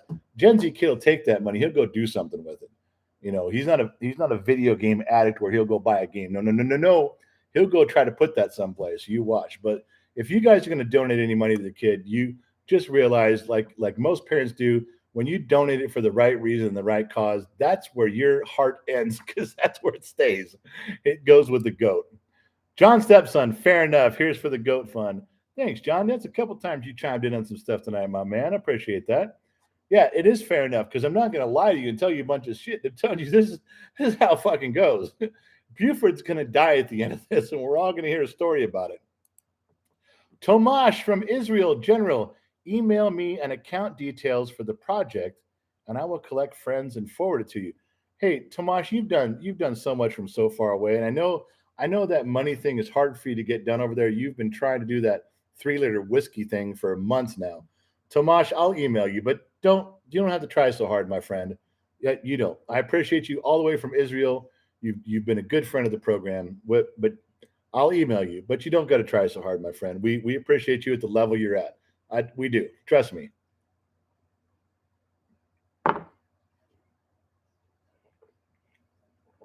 Where are we at? Bum, bum, bum, bum, bum. There's another one. Carlos, goat es muy bueno. Man, I think Carlos is talking about eating the goat. He said, goat es muy bueno. So the goat is very good. Bira, yum? Man, I don't know what Bira is, but yum is, he's going to make a burger out of the goat. There's going to be a Buford burger going on. Oh my God, you guys are killing me. Oh, Mrs. Fort Watton again. Good Lord, woman. You're going to make me fall in love with you right here on the spot. Before we'll become a pet and Gen Z kid will be shoveling his poop. He's got to do that, but I'm not bringing it back here. I got enough room for the goat. There's no fucking way the goat's coming back here. Mrs. Fort Watton, it may become a pet to him. but I'm promising you, I have no fucking problem cutting ties. But you probably right on that. Cool man, the only cool man. $20 to the funniest dad and to the boy goat. Hey, cool man, the only cool man. Let me stand in line with you. I like to be the cool man too. I'll be cool man part two, or you're a cool man, the only cool man, comma, and then put my name at the end. Thank you for that $20 for the goat, because he's gonna wake up to we're getting there. You can wake up tomorrow morning, you're gonna have enough money to go buy his damn goat. And don't think he won't, because he wants to be the first one down there to pick the goat. If he doesn't get his money till later, he's gonna have to go and pick whatever's left. And there's no funny goat stories that we can tell, well, other than the Sheamus joke. There's no funny goat stories about these little timid goats that survived and you helped them. No, there's not. You're just fucked.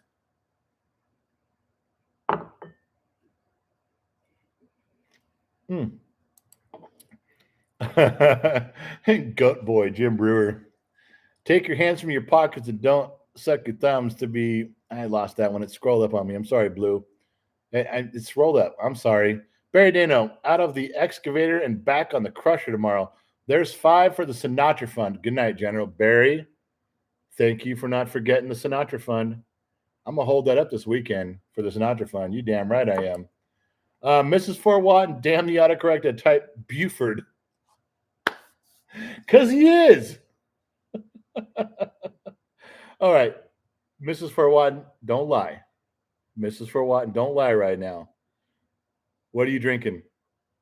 Because you and me have been talking a lot tonight. I'm drinking. You're drinking something. Don't even tell me you're not. Don't lie, Mrs. Fort Watton. Come on, come clean. Everybody went to bed and you stayed up late. What are you drinking? I want to fucking know. Oh my god. What amount does the child need to be in a good location? I don't know. I don't know how much the goat's going to cost. I don't haven't got all the information yet. I know the goat, the vet, the boarding of the goat, the food. I don't know. They don't give you any of that through the program. They tell you don't sign up unless they have the parents. Sorry, excuse me. The parents have to sign a slip saying they're going to take care of the goat. They don't want to give a child an animal that's not going to take care of. So I don't know yet. They didn't give us an idea. I'm sure it'll be known soon. That's why I said I'm sure you're going to hear something about it from him. Ricky Bear, $2. Do y'all have the Cash App? I send money for the goat. Yeah, the Cash App. I'm gonna fuck this up. The kid and the mom, Gen X Talks at Gen X Talks or Gen X Talks. They set that up for Cash App, Venmo, PayPal, something else. I don't know. I'm not in that part of it. That's Gen X mom. She's the bean counter on that. But if you ever want to do something from Cash App or Venmo, you want to do it direct for that, then it goes right to them. But I get an email in the Gen X Talks mailbox because we have some people that do something every now and then. They'll drop a couple bucks in there. The email comes to me where I can respond and then I can say something here to you when I see you. Because when I see you, I say thank you. Just like if you saw someone at a bar, you'd walk up and shake their hand and say, "Hey, man, thanks for That's what I do. So the email comes to me, but the money thing goes to the mom, and then the kid just he doesn't have hands on any of it until mom processes it and gives it to him. But she got nothing going on. She can do that. So where we at? Cabo Santiago. I had toasted up a shot and you missed it. Fuck. Cabo? How did I fucking miss that, my friend? Cabo Santiago, been a friend of the program for a while. When Cabo Santiago give you a couple bucks there and tells you he's raising the glass, you fucking raise a glass. Cabo and I go back a little bit here. We've exchanged some words. Cabo, I didn't miss you this time, my friend.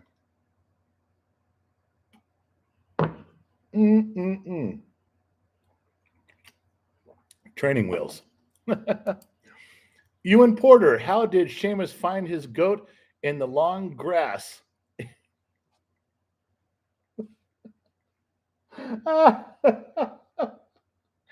Oh, I almost can't repeat that, Ewan. Oh, how did Sheamus find his goat in the long grass? Now you're thinking, how did he locate him? But what Ewan was saying is, how did he find him? He found him irresistible. Oh my God, Mrs. Ford Watton, Tennessee girl, pure and true. Tennessee, my God, it's late back there. Null and void, $2. This is better. Null and void, you just joined up there. Now I'm telling you, you're gonna fucking the train wreck's happening, man, and you're all over it, and there's nothing you can do about it. No go is eating cereal. Figures. Oh my God, scrolling down. Okay, where are we at, you guys? Let me scroll off of this. Some of that. That was weird. All right. Campbell San Diego wheelie bars. Wheelie bars, right, not training wheels. Gen X mom calls them training wheels. She does it in front of my friends. When I take a shot and I chase it with a Coke, she calls the Coke my training wheels. So I try not to do that, or I try to do it in secret. Around here, you guys call them wheelie bars, and I feel much better about that. We can all hang out and be friends. Oh, all right. Where are we at? Tomash, send me the bill and I will pay for a credit card for everything. Doing it with love and joy. Tomash, your love and your inspiration is beyond compare. I would never ask you to do that. Come on, man. Tomash, I love you. We all do. Not only does everybody in Gen X Talks love you, but the members love you too. But Tomash, we couldn't ask you to do that. Come on, man. Well, everybody's gonna chip in. I'm chipping in too.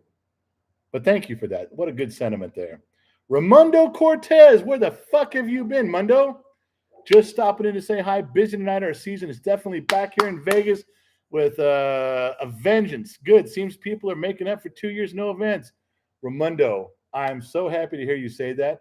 I'm glad you're busy. I'm glad you're cooking. Ramundo, are we still on? Because everybody's got room reservations. Everybody's coming. Are we still good, baby? We still good? I'm just asking. Let me know. You do realize Gen X Mom goes over your menu like once a day, looking at all the shit. Tells all of her friends, tells all of her Mundo, do you realize that she does that? That she drools over this shit and shows everybody? She's so proud of you. She is. I'm telling you. You've done such a good thing, Mundo. Thank you so much for that. We appreciate it. Mundo Cortez, one of the very top chefs in Las Vegas, is a friend of the program. Proud to say that because that has nothing to do with me. I'm just the guy who eats the food. Oh my God. Ba-bum-bum-bum. Howdy from California. Tracks gang, where you at in California? Be more specific. Boom, boom, boom, boom, boom. All right. So what I miss here? Mrs. Fort Watton, I'm a long-time Jack drinker, true to my state. Mrs. Fort Watton, when I go on the very infamous steak tour that is going to happen, and we've talked about it many times. If you missed it, I can relay it to you again. But when I go on the steak tour, I hope that my travels take me close enough to at least, even if you're busy, just to stop by for 5 minutes and get a picture with you and give you a hug and tell you thank you. I hope that the steak tour allows me that privilege. So, for Mr. Fort Watton, this is for you. And Cabo, thank you for everyone standing strong. Cabo, jumping in with $20, keeping everybody strong and on the right track. Hey, I'll do this one. Ready? For Mrs. Fort Watton and Cabo right now, on behalf of everyone from the bottom of the glass nation, I'm going to drink a drink right now. To you, to her, to all of us. There is something special about the group we're in right now. And we all know it's not going to last forever. We all know that these things come and go. And we know we go back to our lives. But at this moment in time, at this place in history, this is ours. Nobody can take it away.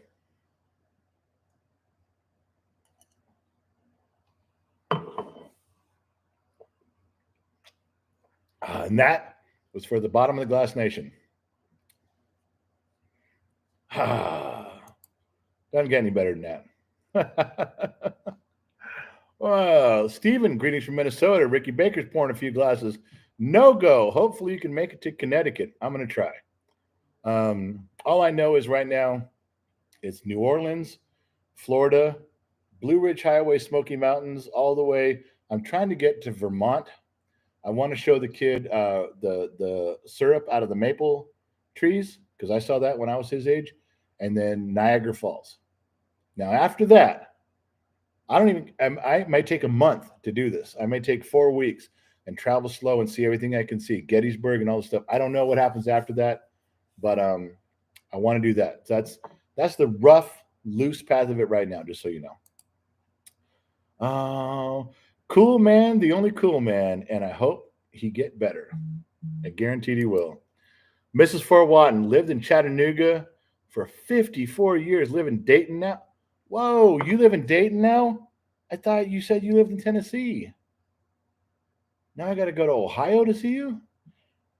You're really putting the strains in our relationship. I mean, we were getting along good, Mrs. Fort Watton, right there. Just kind of doing a little bit of this, a little bit of that. Now you put a strain on us. I got to work those numbers out. Pink screen. Cabo Santiago to the bottom of the glass nation. Couldn't drink enough to someone who Cabo to the bottom of the glass nation. You guys realize if everybody from the bottom of the glass nation put in $1, he could buy his fucking goat? Good, Cabo Santiago, the bottom of the glass nation. To you, my friend. One more. You're trying to get me fucked up and tell you naked running around stories, aren't you?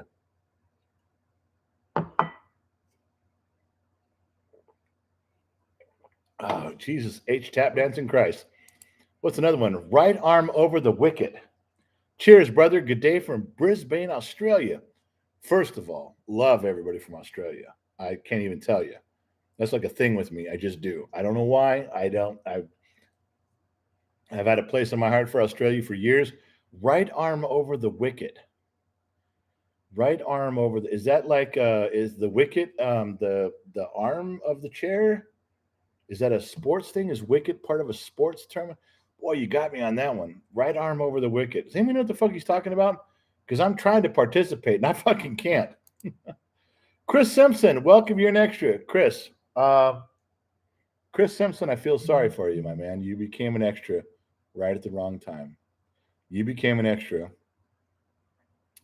It's like waking up when you're on the subway. You're jolted awake right before the subway train hits the fucking end of the line and didn't stop. I'm sorry, Chris. I'm sorry. You wasted a fucking dollar on that shit. Because now you just get, I'm sorry. You woke up just enough time to see it get all fucked up. And that's it. Where we at? God, my mustache is fucking coming up. My fucking mustache is killing me. My mustache, it goes up and it's tickling. I can't. I'm like a tweaker. Yeah, god damn it. All right. Lionheart, $1.99 for the goat. $2. Here's to save Buford. So Joey and Lionheart, back-to-back moments to save Buford. My man. Thank you so much for that. I can't tell you enough how much I love that. Where we at? Where we at? Somebody said, kiggity, liggity, giggity. I have a corn and a Coke waiting for you, my big guy. Indiana. You guys really want me to go that far? I mean, I probably could, but boy, I'd get my ass handed to me when I got home for being gone that long. Ah, fuck it. She loves me. She'll probably forgive me. Remember, say you're sorry quick.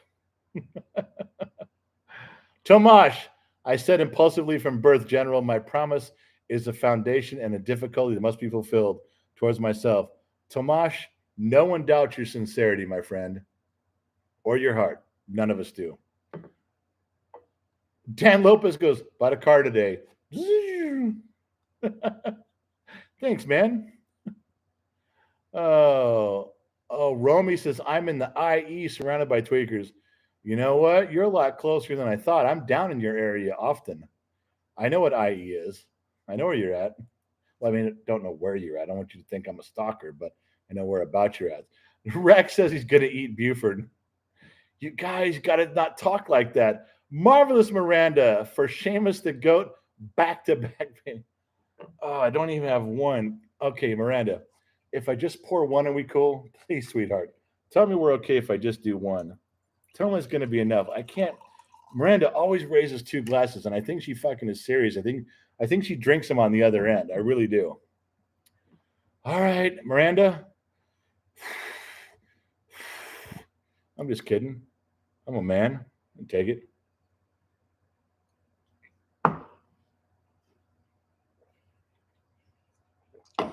Gonna get upstairs and take some badonkadonk when I'm done here too, and you can't stop me, neither. Okay, what am I scrolling down to? You do? All right, Miranda. All right, so let me check my notes here because there might have been a story. Yes, losing faith. We're fucking beyond buzzed right now. I'm hiding it good. All right, hold on. What's my notes say? You guys want me to go to my notes?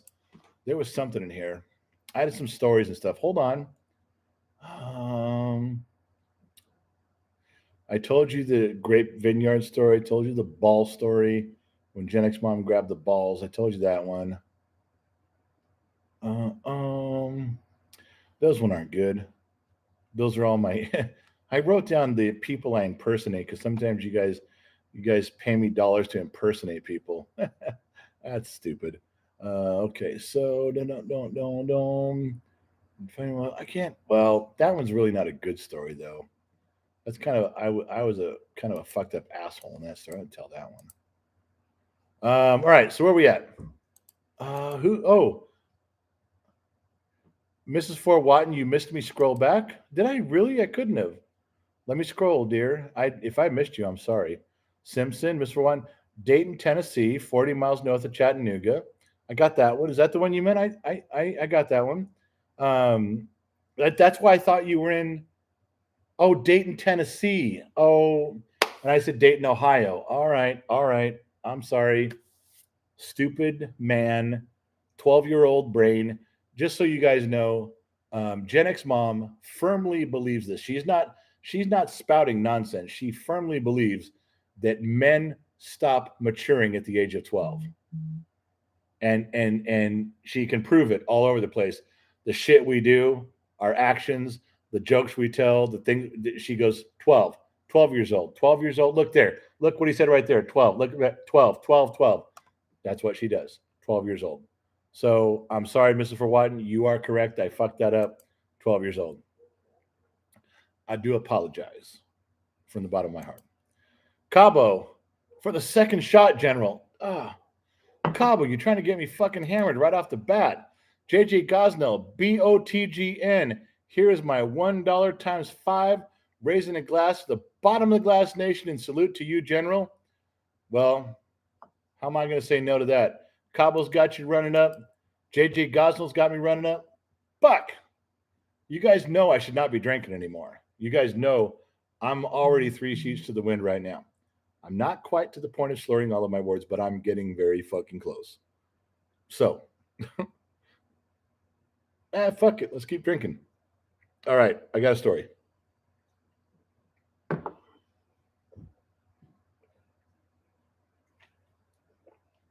This one is a bad story. You guys are not going to be happy with me, like even a little bit, just so you know. All right. No porn music. No porn music. This is not a naked story. But there was. Do you guys remember the Gen X mom hand on balls story? Does anybody remember that? Do you remember that story?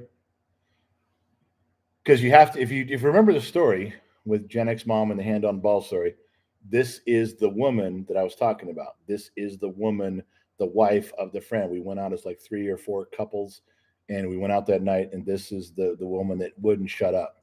All right, I gotta stop this from scrolling. I gotta stop, you guys. Hold on.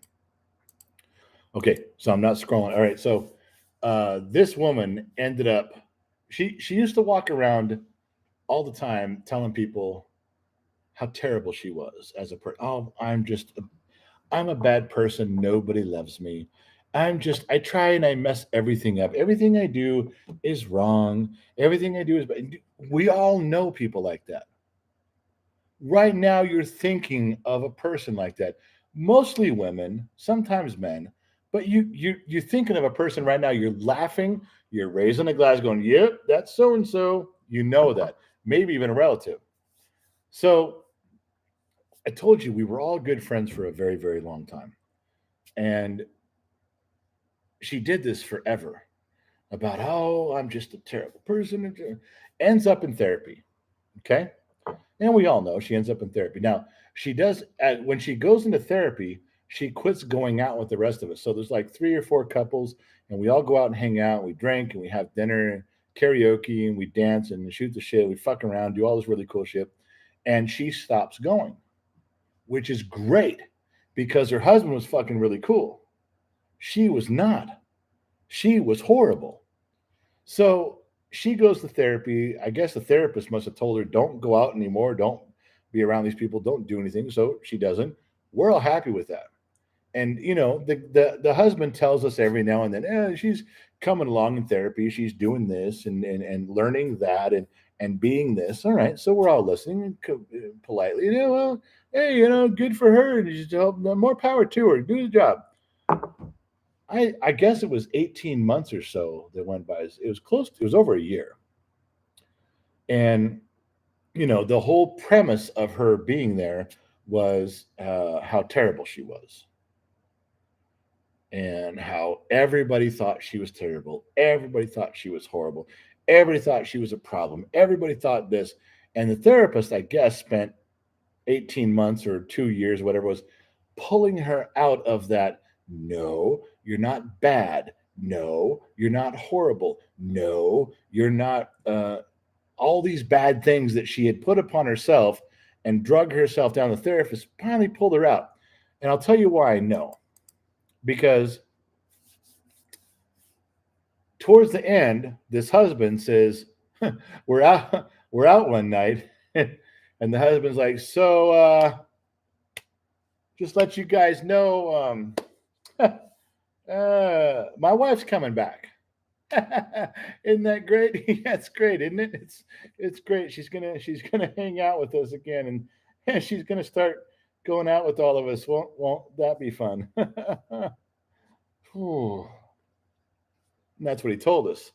And of course, we're all sitting around going, okay, what's going on? He says, well, the therapist worked on her for 18 months or almost 2 years, and he really got her to believe she wasn't a bad person and she wasn't psychotic and she wasn't all these things, and really took her a long time to overcome it. So she's ready to re-enter the world, and it's a very delicate moment. He literally passes out cards to us of things not to say from the therapist. The therapist that passed out, then when she goes out with your friends, make sure they don't touch on these topics and we'll reintegrate her. There's like, I don't know, 5 sentences on there, or 5 topics. There was 5 things you weren't supposed to say. You don't want to trigger her into going back into her lunacy again and her self-depression, or I don't know. That's what I called it. What do I know? I'm just a dumb mechanic in the middle of the desert. I'm not a therapist. So we knew that eventually she was going to show up. Turns out that her big event, her big reunion with all of us was at a barbecue at my house. And we get a big barbecue. We get a bunch. We can have as much as 20 or 30 people, maybe more with all their kids. We got a lot of room, a lot of space. Kids are going to the pool, and they got a big game room upstairs. And they're having a good time. There's a ping pong table and all the shit they can go do. That's fun. So we're doing this deal, and he calls and says, hey, she's coming over. And I'm like, great. So after 18 or so months of therapy, after all this work they put in, all this time, all this money, all this stuff, the night arrives. And there's the same group of couples is inside my house already. We open up the door. Here they come walking up the walkway. She's nervous, of course, as can fucking be, because this is her grand return to the group. So she walks up to the door. The door's already open. The screen door, the security door opens up, and she stands there and she's half in tears and smiling and says, hi, everybody, I'm back. And everybody, oh, how great, how great, how great. And my dog decides to growl and bark at her just once. My dog, one of my dogs, I have 4 dogs. One of my dogs just goes, wow. And everybody gets quiet for half a second, and she looks at the dog. And I said, well, I guess it's true. Dogs can sense evil.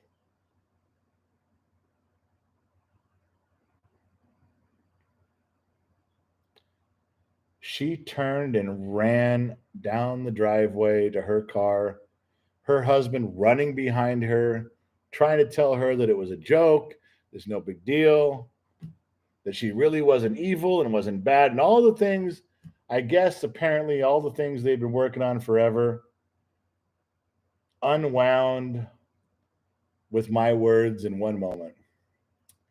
And we watched my friend and his wife drive off together with her screaming at him in the car. The door shut, and all of my friends looked at me, and I went, "So, does anybody want a beer?" All of my guy friends were like, "Yeah, we're cool with that. Get a beer."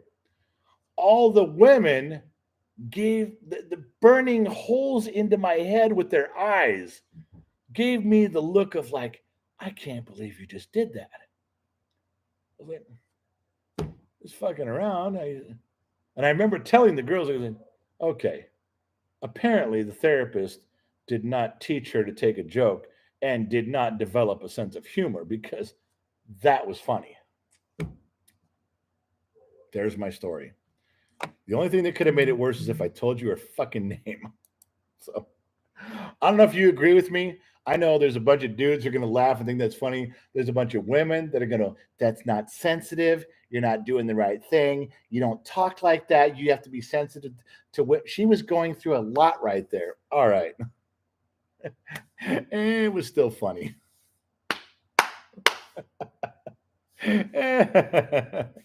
All right, you guys, come on, man. I shouldn't pour another drink, but I'm fucking gonna. Come on, that was funny. Oh, look at me pouring and pouring. I should stop, but I'm still pouring. Come on, you guys, give me something on there. You know who's not here is Smoking Toad's not here. She would approve of that. All right, I'm gonna scroll back up. Never trust anyone your dog doesn't like. Go Smoke a Toad said hello. You just got here. Go Smoke a Toad. Where the fuck have you been? Yes, I'm going to use that word. God damn, we've been drinking and carrying on tonight, and you're not here. And I just mentioned you right now. Like, you should have been here for that story. Marvelous Miranda says perfect. There we go. Tugboat's laughing his ass off. Ruth Paul, never trust anyone your dog doesn't like. Lionheart going off. Tomash is going off. No goes like party on. Let's get back to what we're doing. Joshua says nicely fucking done. That's what I want to hear. I want to hear a little support for the home team. I don't always want to be the rock that everyone breaks themselves against. I'd like to be the guy that hangs out too. Oh, I don't know. It just came to me. Bananas. It just I use it as a clutch, but it just seemed right at the moment. It just flowed out. Like, I didn't even think, like, oh, you can sense evil, and it just, she was gone. Oh, Bill Rabbit, what's going on? Oh my God. You guys got to admit, I know that you got to. If she was in therapy almost 2 years, that's a joke that was 2 years in the making. Okay. And at the very moment, I didn't fuck it up. That was full count at the plate. Three balls and two strikes, and I got pitched a fastball and I fucking hit it. Come on, I nailed that one. You know how many opportunities do you get that are that clean that you have an opportunity to say the right thing at the right time? A 2-year windup for that pitch, and I fucking hit it out of the park. Come on. Oh my, Mrs. Fort Watton from Riley to Buford. Okay. And Riley's my dog, and Buford's the fucking goat. All right, Mrs. Fort Watton. Oh, well played. Can you keep drinking so you're not so clever, Fort Watton, please? I can't believe you're drinking as much as me and you're still that sharp. That's dangerous territory.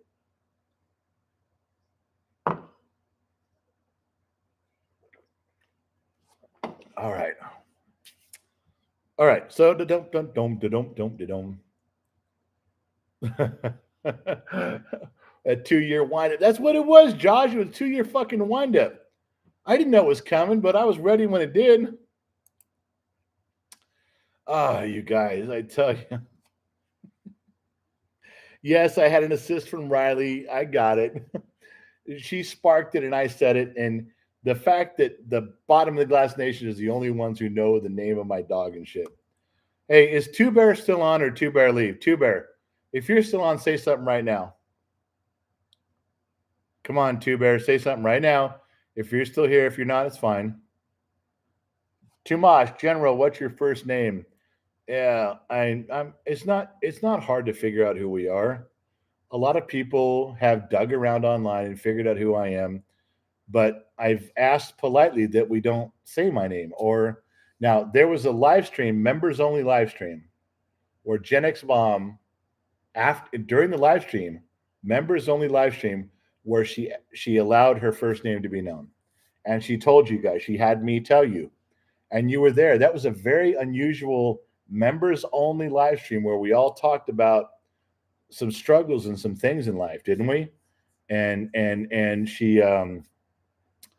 gave you her name, but no one has ever said it. No one has been in here and said her name. All of you have kept that to yourselves. Very much respect is the best way to put that. That you guys in here could figure out who we are. It's the internet. It's not hard. But I'm asking you, please, if you learn my name and you want me to know, send it in an email. But don't tell everybody here. You didn't accomplish anything. I'd rather just keep it as much as I can in that direction. People that I've met in person know my name. But when you figure it out, just keep it back. And Gen X Mom told you all that, had me tell you, sitting here in a moment when we were all sharing trials and tribulations. You guys remember that members only live stream? Yeah, and that was a moment. I couldn't believe she did it. And she told me, she goes, every person in that live stream that night was a real person going through real problems and shared their names, and I shared mine. She wasn't wrong. She wasn't wrong on that. It's a big thing. All right, Two Bear, you're paying attention? Got your thumbs up. I've got something that came in the mail that was for me from our guy who does the glasses, and I want you to know that when we meet in Vegas, let me pimp myself out. In Las Vegas on April 29th, we are doing a meet and greet at the Red Rock Hotel. We're going to be there for a couple days. There's some people that are coming. There's some ranked members of the Legion of X that are showing up. Two Bear's one of them. But I want you to know, Two Bear, that I got this in the mail. This is a cigar holder. It holds 3 cigars. And it's custom made. And it has the Gen X Dad logo. Gen X Talks, the face, and the Gen X Dad at the bottom.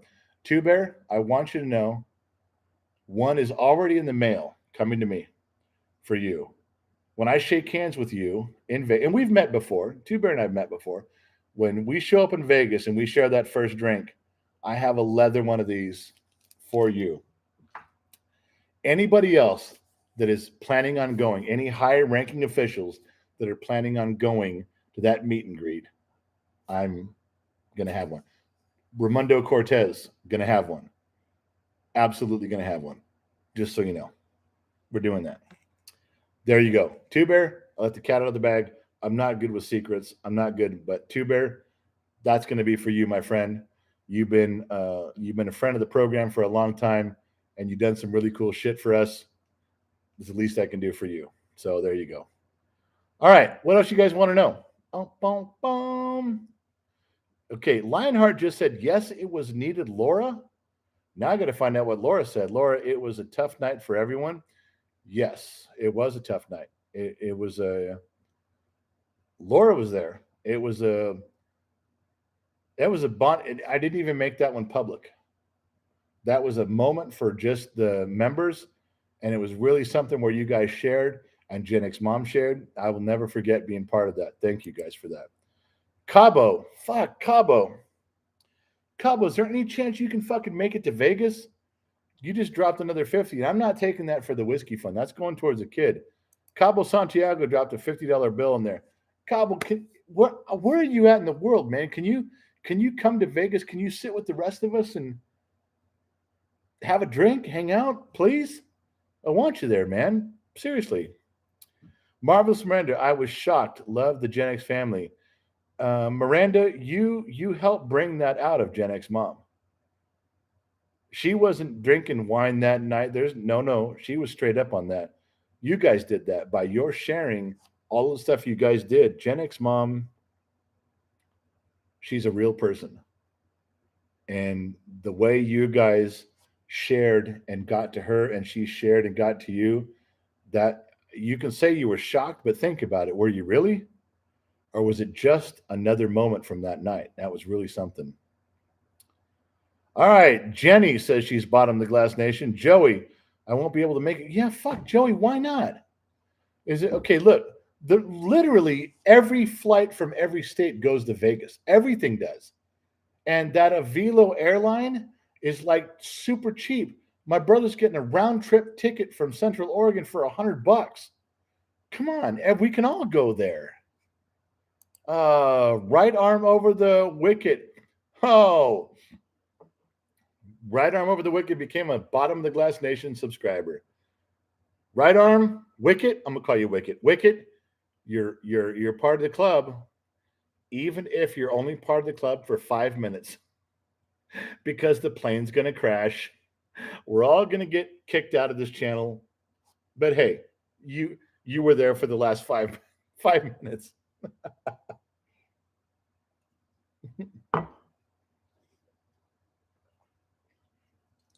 You guys are going to get me so drunk, I can't even go upstairs to get badonkadonk because I can't find my way upstairs. You really got to stop. No go. I wish I'd go and meet you in the extras. Okay, no go can't go. Joey can't go. Why is everybody can't go? It's on the kids' website. I'm going to make a post on the members only part of YouTube. Las Vegas, Friday, April 29th. Do you guys not know? I don't care if there's 3 people there. I don't care if there's 30 people there. I don't care if there's 300 there. If there's 3 of us there, then you know what? We're going to sit at that table and get drunk and have a fucking great time. We're going to tell lies and be who we are. But I would like more of you to be there. I don't get any money if you're there. I don't get any. There's nothing that happens more for me if you guys are there other than I get to hang out with you guys. That's it. There's no press box. There's no product manager on this. It's just all of us hanging out in one place. Vegas is a place where the airfare is pretty cheap. Just so you know. Jessica Reeves, I want to go. I want you to too. Jessica, just fucking show up for one night. Even if you guys get a room at the Red Rock Hotel or someplace, get a cheap hotel someplace far away for one night, but show up at the Red Rock. Just go to that. Even for one night. Do you know how privileged I would be to share a moment with you guys? Just an evening for some drinks and some stories. I want to take pictures. Yeah, that's how I feel. Trevor Thomas became a member. Welcome to the bottom of the glass. Trevor Thomas, you're going to feel this is the biggest mistake of your life. This will be the embarrassing moment you don't tell your friends about or your wife for years because you fucked up. You joined the wrong party. You can rescind it. I'll know if you did, but you can rescind it. Because once you go over, you got to realize, Trevor, you just dropped into a wooden barrel of 200 people going over Niagara Falls, and you dropped into a barrel 1 minute before we're all going over. Trevor just dropped in. He's in a barrel going, okay, I'm in a barrel. We're in a river. What the fuck's going on? And everyone's going, we're going over the falls. He's like, what? What the fuck are you talking about? Trevor, I'm sorry. But when I say it's all downhill, I mean gravity down here. Trevor, thanks for your donation. Thanks for joining the Bottom of Glass Nation. And I apologize. Oh, what some people do at the wrong time. Trevor, you got some bad fucking timing.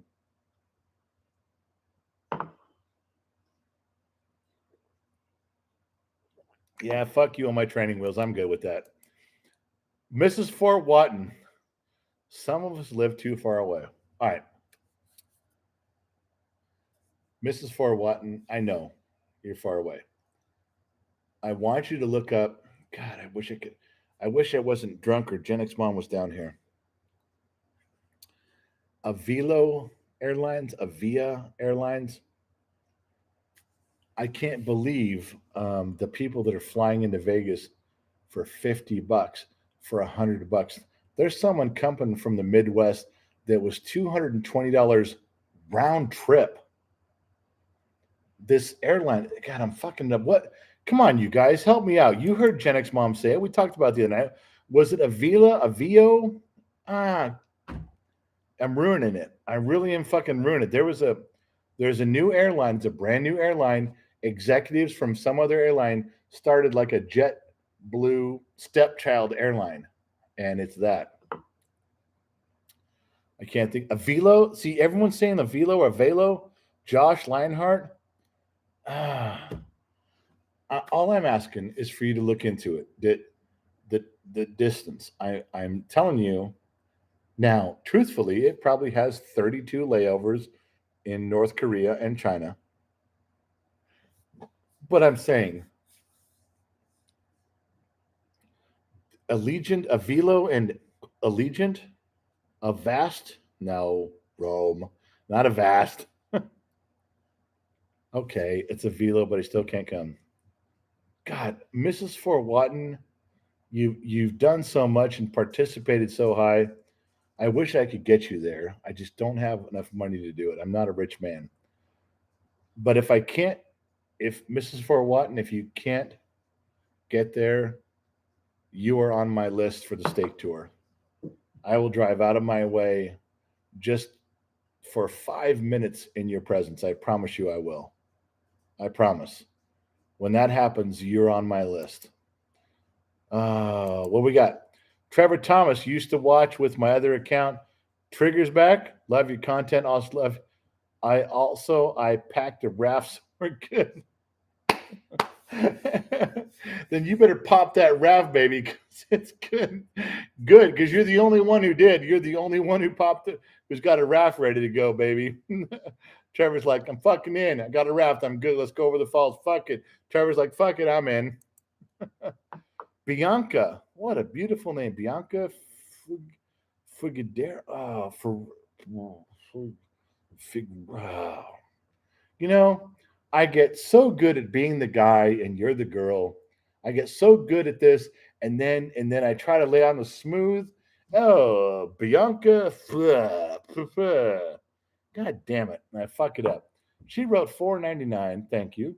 How do I become a member? Now, Bianca, I've been drinking tonight, I will admit.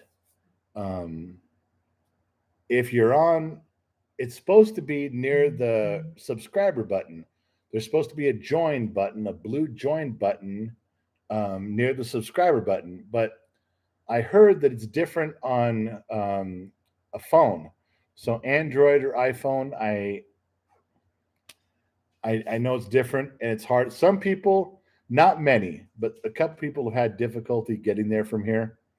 But I know if you're on a computer, it's supposed to be easy.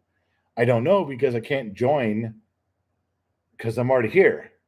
But Bianca, I would love for you to be part of it, but I don't know how to steer you in the right direction.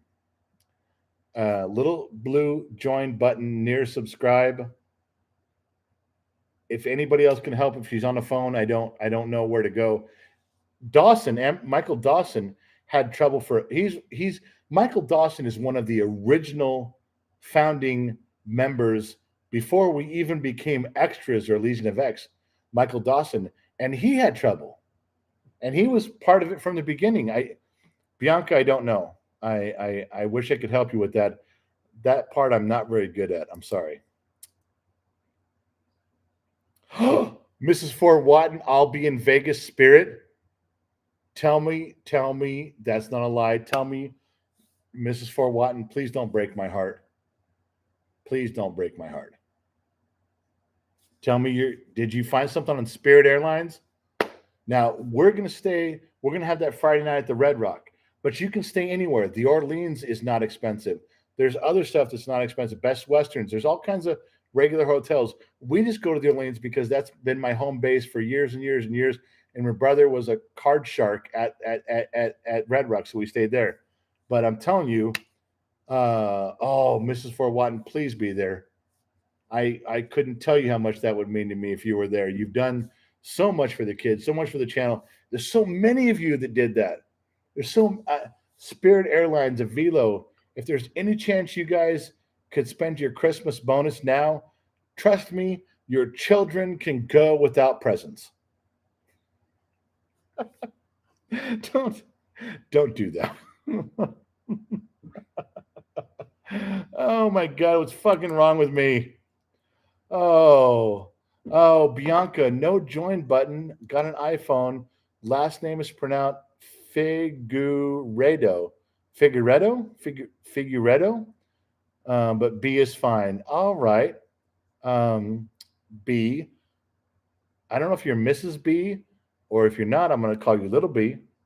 But someone help her with an iPhone. How do you join with an iPhone? Come on, you guys. You're a bunch of jabronis in here. We're just a fucking regular bunch of jamokes. Somebody had to join with an iPhone. Somebody's got to be able to help her out. It has to be. Come on now. Mrs. For what? No, General. I'll be there in spirit, not flying spirit.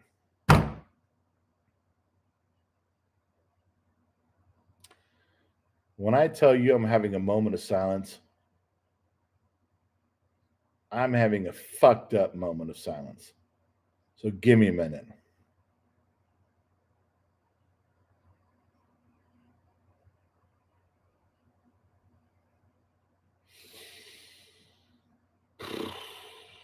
Mrs. For what? I thought she said she was going to be here on Spirit Airlines. But what she was saying was she'll be there in spirit. I thought maybe Spirit Airlines had a real deal going on. But apparently they didn't. So she's going to be there in spirit. I had my heart set on her being there on Spirit Airlines. I got myself all worked up. I know it's my fault. It is. I can't be mad at her. I took what she said out of context.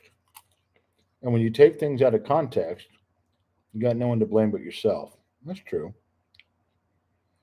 But for a few minutes, I really thought she was going to be there. Why does that bother me so much? Shouldn't bother me. She's just one person. There's going to be more people there. It's Vegas. I'm having a good time. I don't know. I just thought that she would be there. I don't know. I got some connection with Mrs. Fort Watton. It's not real. It's fake. But it bothers me. Well, fuck. All right, my moment of silence is over. My moment of not so silence is over. What'd I miss? Cabo. I'm from New Jersey. I can't make the trip. But here's one for all that can't. God damn it, Cabo. You know how cool it would have been if you'd have fucking been there, Cabo? I mean, do you understand that we could tore that shit up, man? We could have got arrested by Las Vegas PD for all sorts of fucking reasons. Could have been the highlight of the whole fucking week in Cabo. Fuck. Now, I'd like to say that I can still get in trouble with Two Bear, but I can't. Two Bear is fucking straight and narrow. Now, Julie, his wife, I can fucking get in trouble with her. Not him, though. Fuck. All right.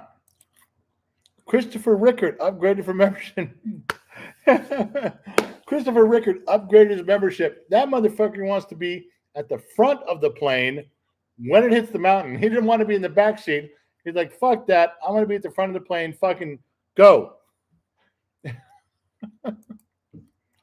Jesus. Tap dancing Christ. What I miss? Tomash. Generally, if I want to visit the Mechanics Desert, is the idea okay or unrelated? Tomash, with the most humility and utmost that I can offer you, you may visit anytime you want. You just let me know. Tomash, open door, my friend, open door. Anytime, Tomash, anytime. Remember, John, welcome to the Bottom of Glass Nation. John, we talked about this all night, motherfucker. you have to have known by now that things are fucked up. If you're joining right now, then that's on you. You can't even blame that on me and trickery. That's a fucked up mess you chose to be part of. You saw all of us in here. You saw Two Bear and Cabo and Fort Watton. You heard Jamie and all. You've heard all of us. And Joey, you know what you're getting into. You did it anyway. Don't. John, you're a grown-ass man. You fucking got into this on your own. You jumped into the fucked up mess on your own. Jamie Smith, Melanie is looking for flights and hotels. Well, Jamie, I want you to send Melanie. If you can't afford it, then you stay home and work, and you send Melanie. And we will accept Melanie. There you go. Oh, my God. I'm so far behind because I had my moment of sight. Blanton, sir, I'll make it to Red Rock. Can I sleep on your... I've already got Blanton. I've already got 10 people sleeping on the floor.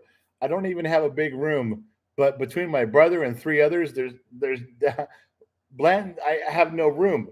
I would invite you. I would have rented a suite where we could all fit. I could have rented a double suite, and I'm out of money. And Blanton, if you show up, thank you. Thank you for everything, but I'm telling you right now that there's no room on the floor. Sleeping bags and everything are wall to wall, baby. Oh, what I missed? Hold on, scrolling for what I missed.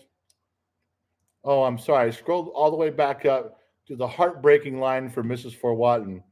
Still heartbreaks. Still okay. Andy H, hello from the UK. Wish I could come to Vegas, but too far. All right, Andy H, you're forgiven. The UK is a little too far.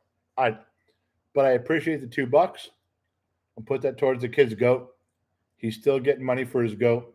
Andy, thank you for even considering being part of that fucked up mess in Vegas. I wish you weren't far away, but I digged it where you live. I'm fucking the UK. Nah, there's so much fascination there. I dig it.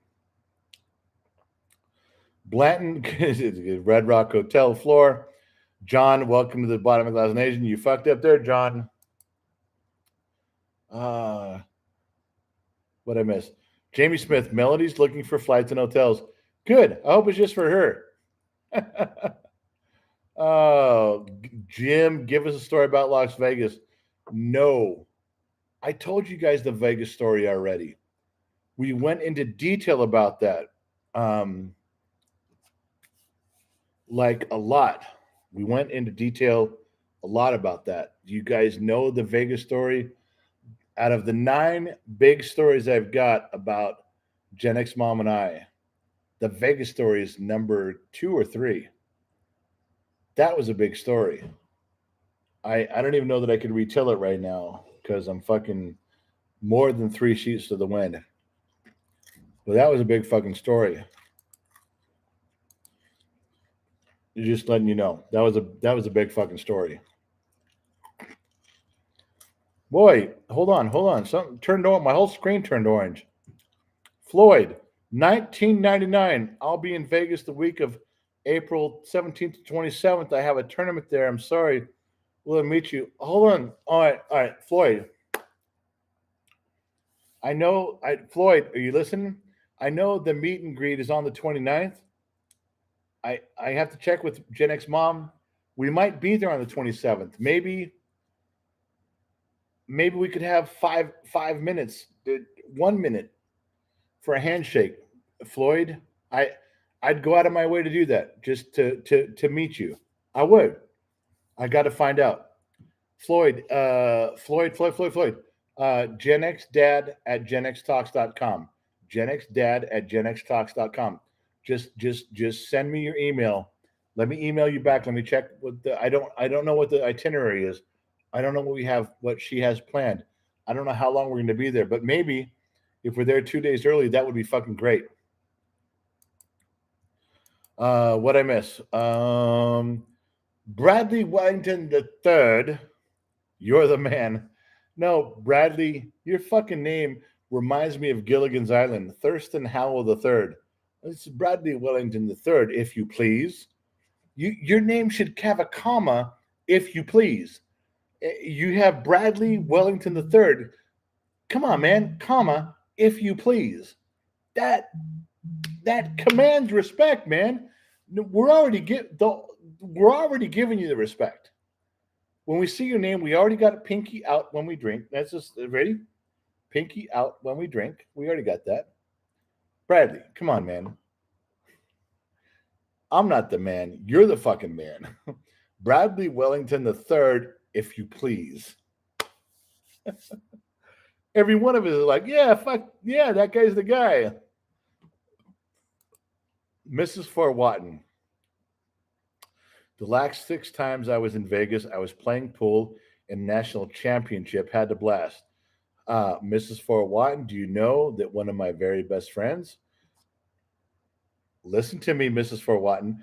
The guy that was married to the psycho woman that got his balls with the hand, that guy placed 5th in 9-ball championships in pool at the Riviera. Pretty much every year he went, he was 4th or 5th place every time he went.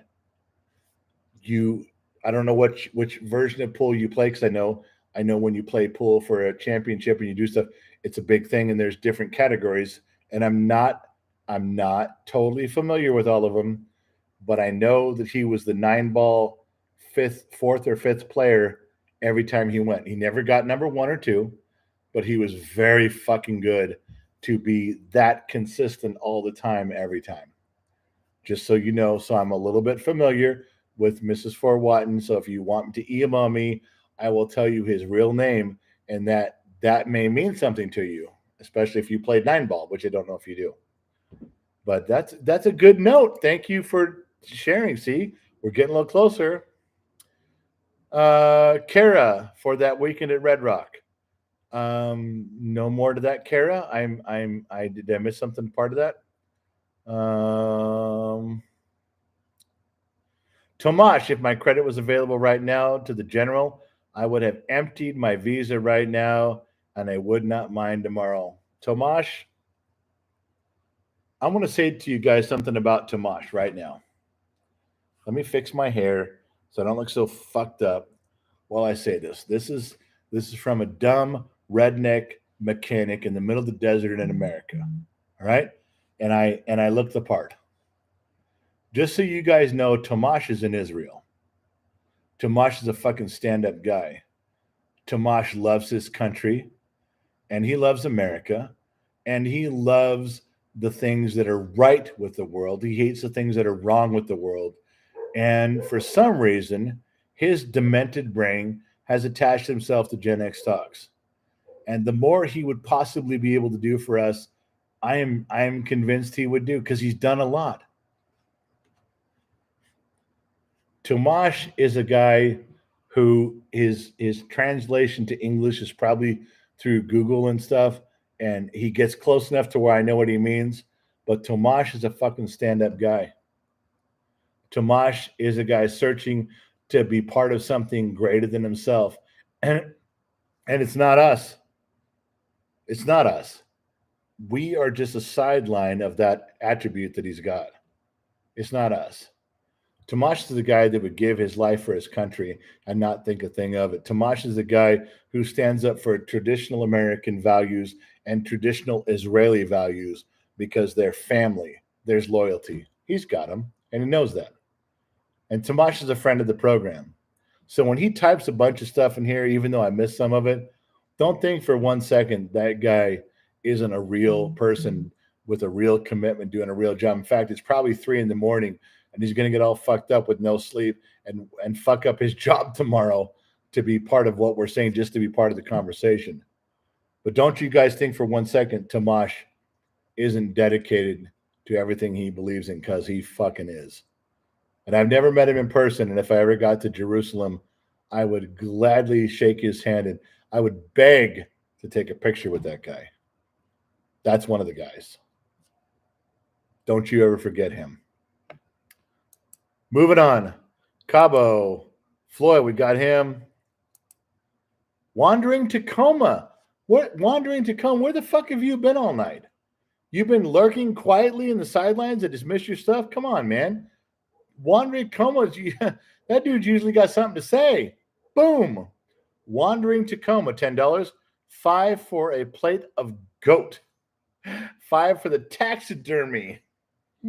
For the kid can mount on a wall. No. Come on, you don't taxidermy? You want me to go to the kid tomorrow morning when he wakes up and go, hey, we almost have enough money for your goat. And don't worry, Wandering Tacoma, we got enough money to mount the goat with a taxidermy, put him on the wall over there. The kid would look at me and go, what the fuck are you talking about? Oh my God, Wandering Tacoma just put a fucking monkey in the wrench of the whole goddamn thing, and he knows it. He did it on purpose. Oh, for God's sake. Mrs. Fort Watton, Tomash speaks English, and since he's Israeli, he's a soldier for his country. Yeah, Mrs. Fort Watton. You know, that's something that's been like ingrained in my, I hope it's true. It's been ingrained in my memory for as long as time began that Israelis, when they get to age, they're required, they go through junior high and high school, and they spend a time in the military. Every one of them. I don't know if it's a year, 2 years, or 4 years. I don't know. But I wish the United States had that same rule that when you got out of high school, you spent a year, 2, 4, I don't know, in the military. I wish that was a prerequisite for all of it, because you learn so much during that last formative years of being a child to maturity. I'm not wrong on that. I've raised 32 kids. I'm not wrong on that. That's a fucking thing. That's a real fucking thing. And Mrs. Fort Watton, she speaks on the Israeli part. I'm dragging that over to the American part. I would fully vote and endorse a mandatory enrollment just to give. Can you imagine how much shit that would straighten out in these generations of entitlement, of hating the American flag, if they spent the time understanding the military, the voluntary military that protects us? Do you not understand what that would do? That would bend and shape our country and refine it to a point. Oh, we'd still have fuck ups. We'd still have fuck ups. But not like we do now. No. One generation of going through that would solve a ton of shit. In my humble opinion, what the fuck do I know? I'm a dumb mechanic in the middle of the desert. Mrs. Fort Watton, in Israel, all citizens are in the army, men and women. Yeah, that's what I was saying. That's what I'm saying. Mrs. Fort Watton, they're all required to go through military service to some extent. I don't know how long. 1 year, 2 year, 4 year, I don't know that part.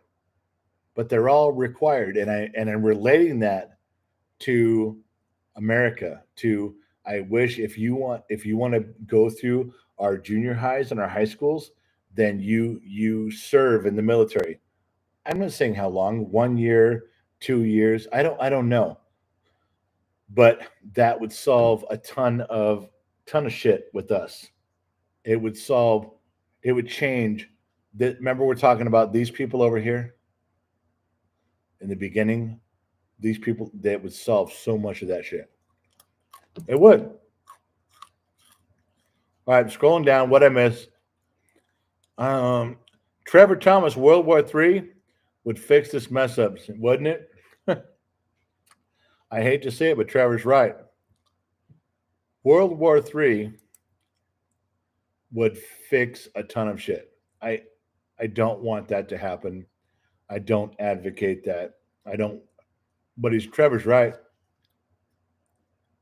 If all of a sudden every person had to fight for their survival, every person had to be plugged into their country and loyal to their country to protect them and save them and make them prosperous again, all of a sudden, all of this shit would fucking go away. Wouldn't matter anymore. It's true. Trevor's right. But I don't want that to be the way it happens. But he's fucking not wrong. Ruth Paul, $5. I am having a colonoscopy, or I would go to Las Vegas. Will you be with me in spirit? Of course. Ruth Paul, of course we would. Now, as an asshole, a hypocrite from Gen X Dad, which is what I am, I would tell you to schedule it after the Vegas trip. Reschedule it. Come on. Let's be real. Rescheduling your colonoscopy is not going to change anything. Is it? Schedule it before. Schedule it a week after. It's not going to change anything. If you're fucked up, you're fucked up. If you're good, you're good. But if you schedule it before or after, you still get to spend an evening with this. Come on. Tell me I'm wrong. Ruth, I would reschedule my colonoscopy around you. All right. Bianca, she said sorry. What? Whoa. Bianca's saying sorry. What happened? Did you guys fuck with her? I'm looking. Did you guys fuck with Bianca? Because I'm not happy if you did. Wow, Blanton. $2 for my cell phone. Call me tomorrow. I'm going to call you tomorrow. Cabo, Tomash, you're awesome. Thank you. Blanton Senior, Tomash. Yeah, you guys are giving it up there. There's what I'm talking about. Do that shit. But who messed with Bianca? I'm scrolling up. I can't find her name. But Bianca, write something else at the bottom.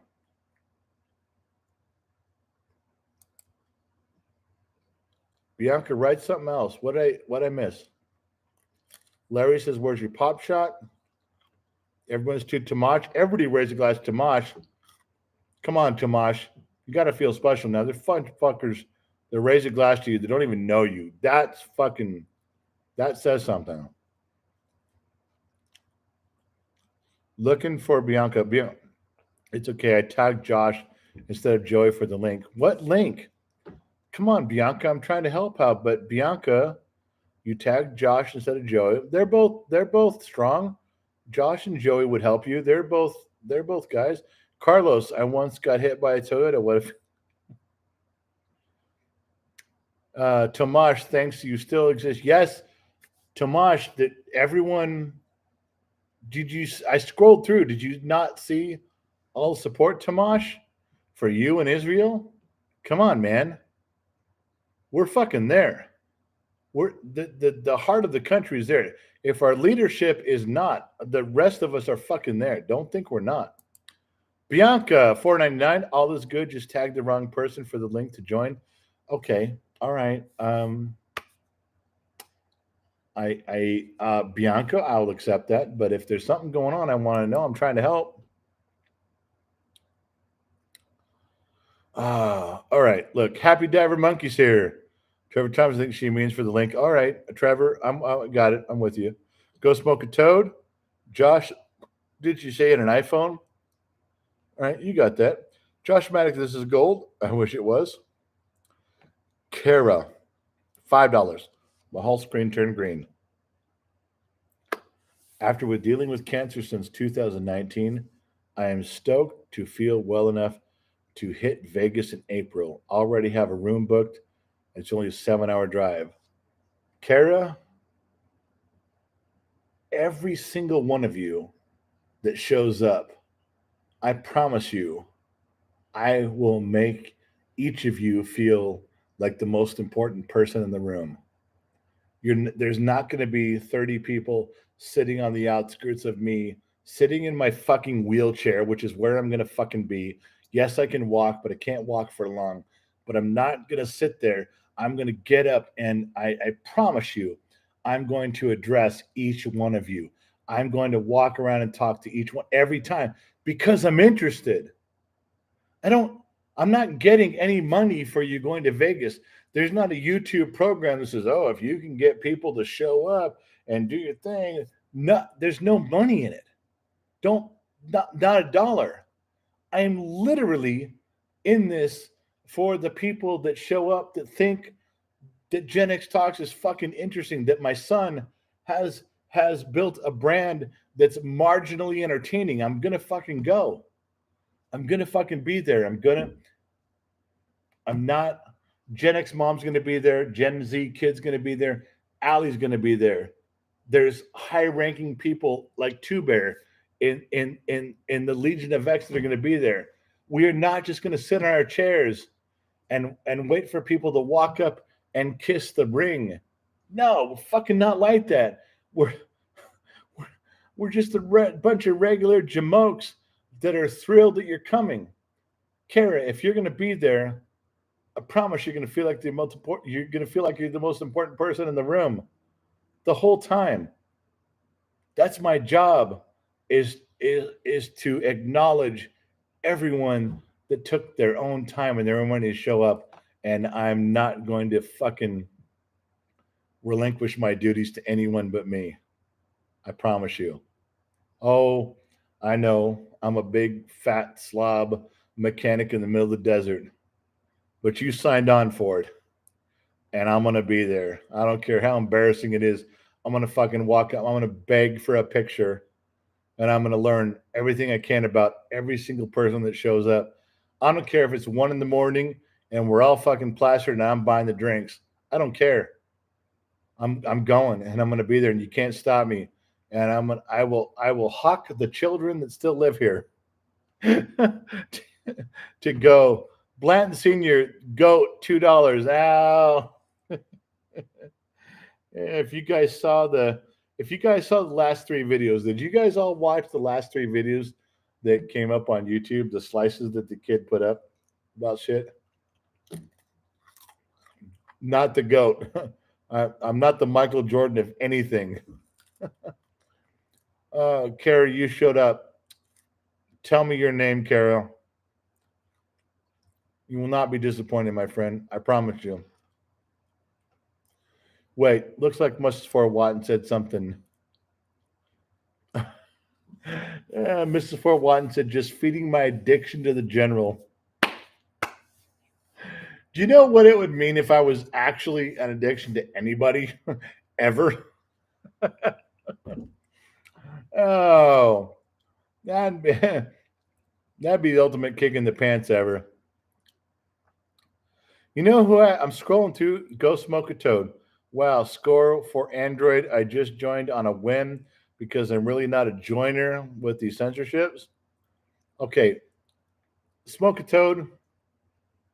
Are you in or are you out? You realize, Smoke a Toad, you realize I kind of kept the whole fucking Patreon thing open because of you. Oh, and others that said because of you. And then you joined this. Okay. And then you write that. Okay, this is twice now. Go Smoke a Toad. I want your name. I want your address. I want your phone number. I'm driving straight to your house. I don't care if you live in Indiana. But we're having a talk on your front porch because you need a little talking to. Go Smoke a Toad needs one of these. Ready? We'll give you this is what Go Smoke a Toad needs, right?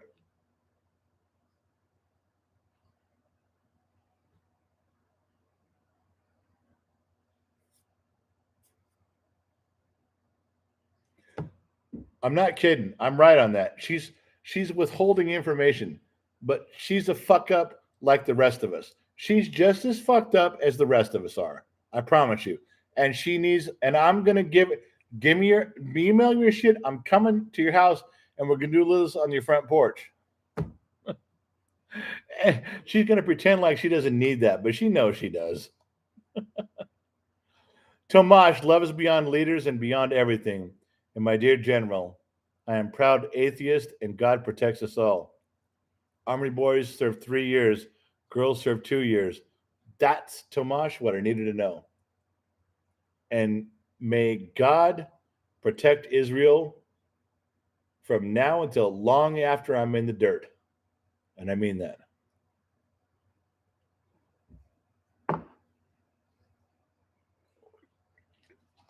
You guys realize that sometimes we'll have 6, 8, 10,000 people come through our live streams. That's the numbers. And we have 500, on a decent night, it's 400 people. On a great night, 600 people. Do you guys see the number over here? If I'm pointing at it right, a couple hundred people. That's a low number. But I have felt at the end of the month, the last day of the month, I have felt we have connected and talked about more cool shit. Just a couple hundred of us floating in and out than I have during the shows when we have over 600 people constant through the thing. You guys have donated $1, $2, $5, $10, $20 to the kids' goat thing beyond those live streams where we have 600 people. You guys have become part of that thing that I can wake up tomorrow morning when I take Gen Z kid to school and go, hey, just so you know, these guys last night donated to you for your FFA, your goat thing, this much money. It's fucking more powerful, more connected than most of the live streams we felt. You know why? It's because we're all fucking drinking. And we're drinking. We all share the truth. You guys share the truth in your cool stories. You tell me how things are fucked up. I tell you how things are fucked up. And I tell you the truth on my stories. And we all connect. Fuck it. Every bit of it's cool. Every bit of it's right. I started out with all those Disney stories and shit and try to tie that together while I was still coherent, and the numbers went way down. But the ones that stayed fucking got it. It may become a slice, may not. Doesn't matter. What matters is the 200 people that stayed are fucking rock solid. The 200 people that stayed are fucking bottom of the glass nation people. The 200 some people that stayed care about a fucking goat. The 200 plus people that stayed have the same mindset as Gen X, whether you're born that way or not. We got a fucking feeling. We're building a community here that's never going to be more than what we are. We're never going to run for president. We're never going to be at the level of Joe Rogan. And we know that. And we accept that because we're all a bunch of broken toys on the island of misfit toys. We're okay with that. But you know what we do have? We got each other. We got each other when we show up here every couple of days and hang out and share stories. We got each other. Who fucking cares about the rest? We're having a good time. And sometimes that's all you need. Sometimes those are the ties that bind. Sometimes you're going to go back in time and talk to people about I was part of this group and saying then, and probably because I passed away. But there's a time with the Bottom of Glass Nation with Gen X talking to you never heard of them? You got to go check them. Yeah. But you were there. You're part of it now. Yeah. These moments, this time, these chat rooms, the shit we do, that is stuff they can never take away from us for the rest of our lives. those moments when those crazy fucking moments when we were there for that shit, when that guy called me a racist, when the guy dished me about child support, and the LeBron James story with Michael Jordan, they can't take that away from us. We were there. We're part of it. Bottom of the Glass Nation. All right, what I miss? Kara, for the kids' goat. We're almost there. Kara, you're putting us close to the top on that. Robin Philby, where have you been, sweetheart? Robin, you know just your name and your picture. I love you. You know I do. And where have you been? I've been doing this all by myself tonight. I would love to have you right here, but you weren't there, Robin. Thank you for the $6.99 goat fund from Saskatchewan. Thank you, dear. Christopher Rickard, $5. I'm assuming that's going to the goat fund, but he didn't say. Patrick Willis, new to the group, but would love to come out and meet all you guys. Just got the wife on board. April 29th at the Red Rock in Vegas, please. Even if you get Avilio cheap airline tickets and you stay at the Best Western, I don't give a shit. I've slept in the backseat of cars in Vegas to be in Vegas. Don't think for 1 second I don't know. I've been that guy. Just Patrick, if I could have 5 minutes to shake your hand, I want a picture, please. I would be privileged for you to be there. Don't think I wouldn't. I would. Mrs. 41, Allie is here. She's not here. She's not here. And Mrs. 41, Allie's not here. Allie is absolutely not. First of all, where Allie is, she's out of the country. It's midnight. She's not here. I'm telling you, she got arrested for indecent exposure with 5 Jamaican men on the beach. That's a true story. Because she asked me for bail money, and I said, no, I'm not doing it. She's not here. Mrs. Forwatton, you're drinking too much. You're seeing things. She's not here. Christopher Herbert, $5 for the goat. All right, we're getting close to the fucking goat. Blanton, sir, $2 for the goat. What'd I miss? Kara, after dealing, we got that one. We got the cancer thing. That's a bad thing, and we got that. What'd I miss? Allie's not here. Why do you guys keep saying Allie's here? Christopher for the goat. Allie is here. What I miss? Patrick Willis, new to the group. No, there's no Allie. I didn't see Allie one thing. Christopher Rickard, $5. I'm going to take that for the goat, Christopher. You didn't say. Unallocated funds usually go towards whiskey, but Christopher, you bought Christopher Rickard bought part of a goat. Slice that out. Send it to your friends. Christopher Rickard bought part of a goat. Scrolling up. Robin, GoFundMe. I love you, Robin. Thank you so much.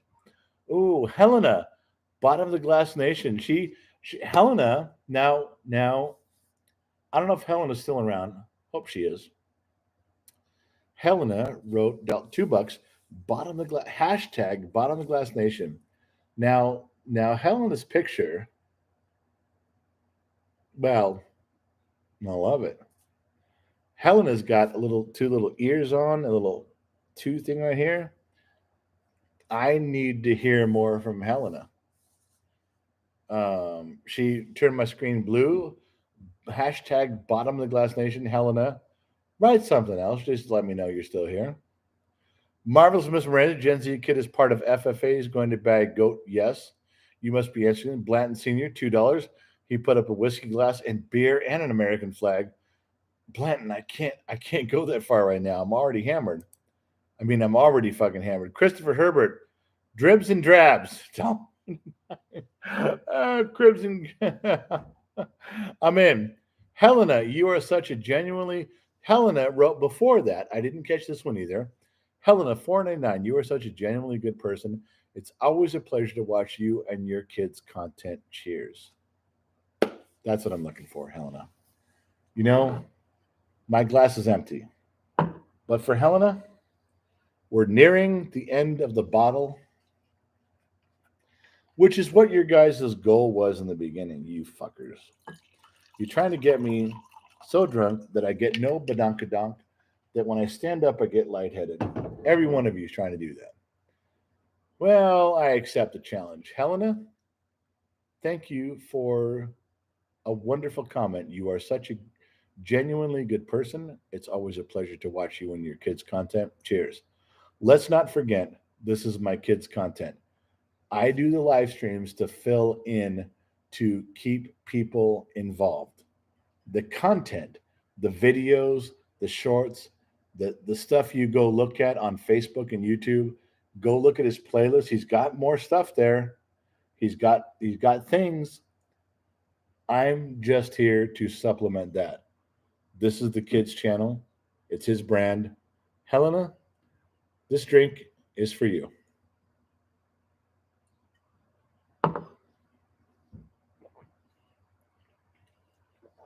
Good Lord, that's going to hurt me in a minute. Kara for the kids goat. $20 for the kids goat. Kara, please tell me that I'm really going to see you. Please. Don't you tease me.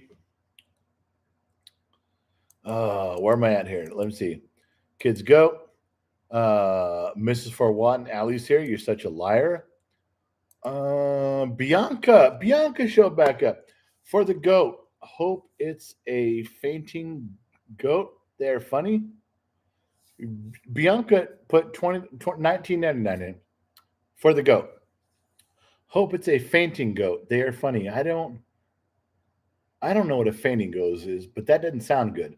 Fainting goat, that sounds like a lot of work. Like you got to get the fucking goat up. Come on now, get up. You fucking fainted. I don't want to hear that. Bianca, that's a fucking terrible thing. Oh my God.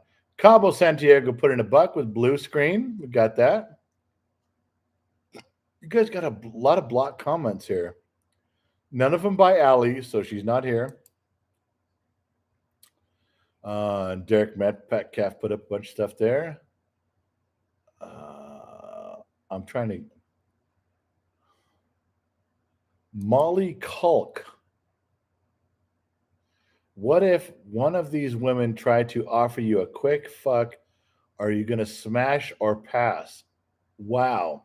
Molly Culk said, what if one of these women are going to offer you a quick pass, smash, or pass? So Molly's asking about my personal marriage and what my rules and limitations are. I don't care what your rules and limitations are in your marriage as long as you stick to them. And most men don't. But whatever you decide and you agree upon in your marriage, fine. I don't care if you have orgies in the park on a Sunday night. I don't care if the two of you have decided to be with just each other forever. I don't care. What I care about is that you revere and honor and love the decision the two of you have made. As soon as you don't, then I fucking don't like you anymore. Because you've ruined a marriage. You've damaged it. And you better know going in what your rules are. Now, Molly's asking me, what if I don't feel comfortable, Molly, telling you the rules of my marriage. I have some, and I've lived between them forever, and I won't stray out of them. I don't. And it may be nothing, or it may be I get to see boobs and I'm okay, or it may be more. But it doesn't really matter what my rules are at, Molly. You need to stay within yours. If you meet me in Vegas and ask me, I will put the brakes on and tell you, no. My marriage and my love for Gen X mom is this. And I'm not going out of those bounds. I'm not. I won't. I never have. As drunk as I have been, and in situations where I could have gone way out of the bounds, I've never done it once, and I never will. Too important. Oh no, I love my wife. For the goat, says Bianca. Bianca figured. It says Bianca Figueroa, but I'm going to call her Figured Out. Bianca figured out she became an extra. Thank you, Bianca. I'm sorry we took your money because you're about to run over the Niagara Falls in a barrel, and you're just with the rest of us. Mrs. Fort Watt in general, you're going to owe me an apology. Allie, speak up. I'm sorry, Mrs. Fort Watt. She has not spoken up. She has not texted my phone. She has my phone number. She's our secretary. She could call me right now. My phone could ring right now. Mrs. Fort Watton, I don't owe you an apology. In fact, I'm injured from your accusation. Mrs. Fort Watton, you might owe me an apology. Start preparing it right now. In fact, Mrs. Fort Watton, I want a 3-part apology. That's right, 3 parts to your apology. Coming. Patrick Willis. Patrick Willis says, key party at Red Rocks. Patrick Willis, the only way there's a key party at Red Rocks, if you catch Gen X mom drinking wine, and I'll let you feed her wine, but that'll be the shortest key party you ever had. Gen X mom has a 20-minute window when she is super horny and literally anything goes. And I'm telling you, it lasts 20 minutes.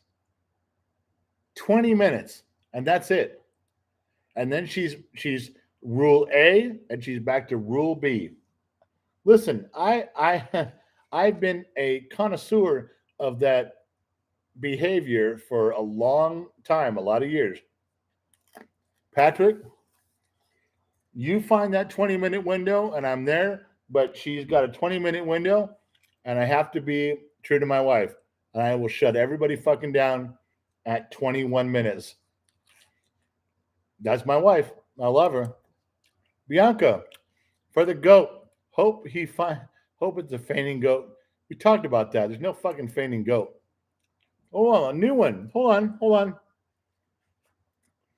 $10. Samoan Bob. $10.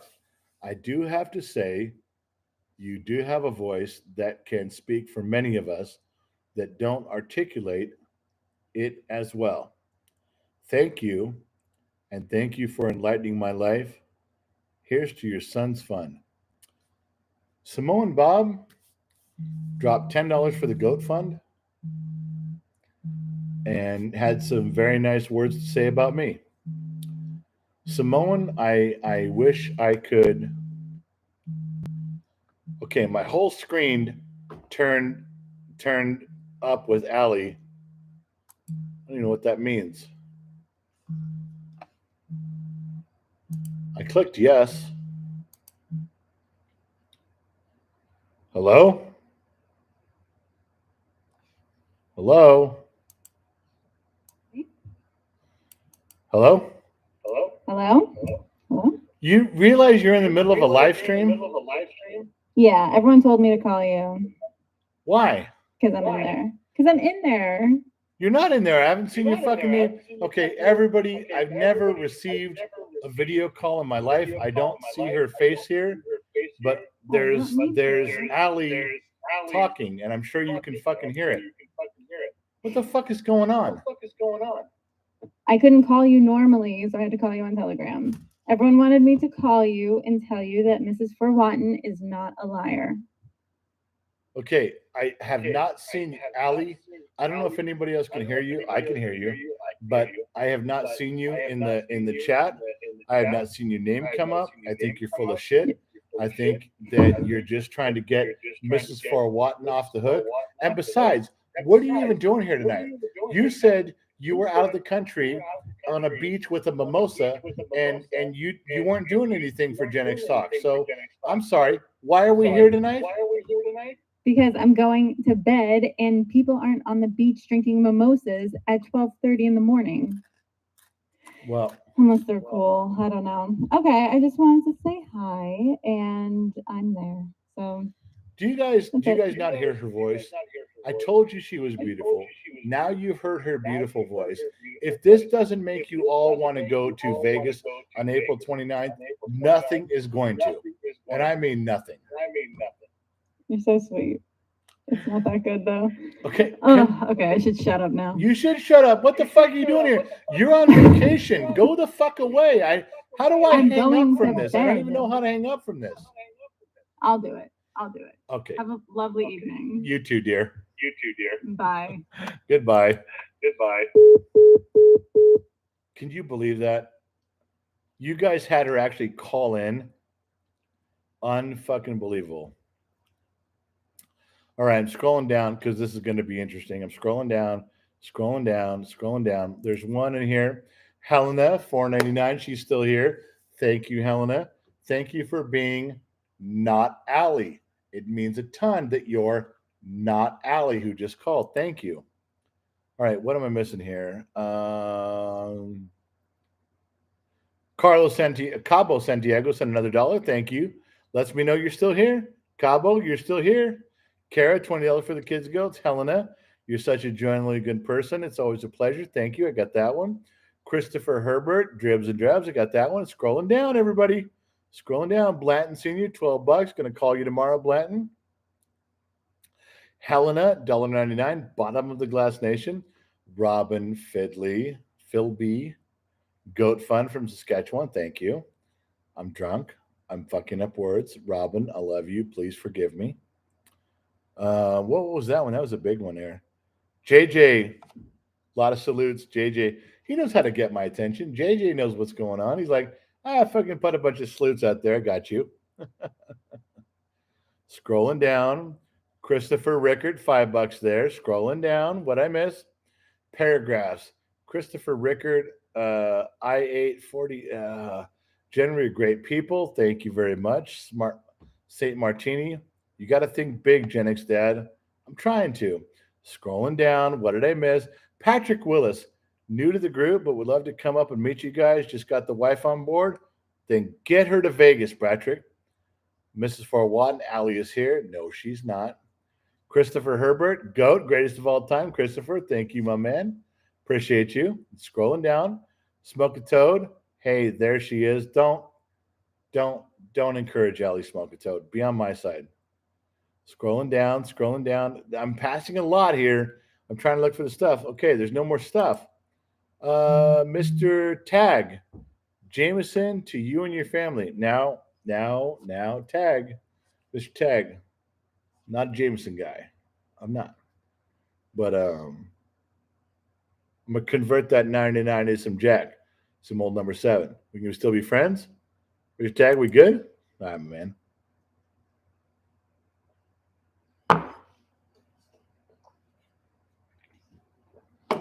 All right, everybody stop. Everybody stop right here. Because now we got a problem.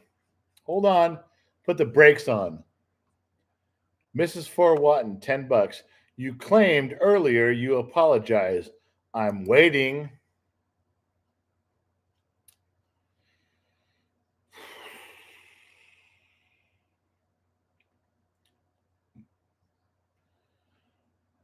All right, Mrs. Forwatton. I never saw Allie's name appear on the comments ever at all. However, it appears that you found a way to contact her from across the fucking globe and get her to call me through some medium I've never done. It appeared on my screen. It blocked all you guys out, and it was her face, and I had to hit yes or no. So, of course, it's Allie. I said yes. You kind of heard most of it. I'm sure some of it came through. It was Allie letting me know that she was here and part of things and shit, which does a little bit contradict what I was saying earlier. Mrs. Forwatton, with the most sincerity that I can muster, I do apologize for not believing you. I do apologize for not admitting that Allie was part of a room that I had no knowledge of, but you were right. I do acknowledge that you were right. I was wrong. You're good looking. I'm not so much. You're smart. I'm stupid. You're wonderful. I'm the other word that means the opposite of wonderful that I can't think of now. I do acknowledge in front of all of Gen X Talks and all of the Legion of X and extras that the general has made a mistake in the logistics of command structure and the map of things that are going on in the battlefield. I was not aware that Allie, the informant, was present. Mrs. Fort Watton, you were correct. And I am slightly on a miscalculation of being wrong.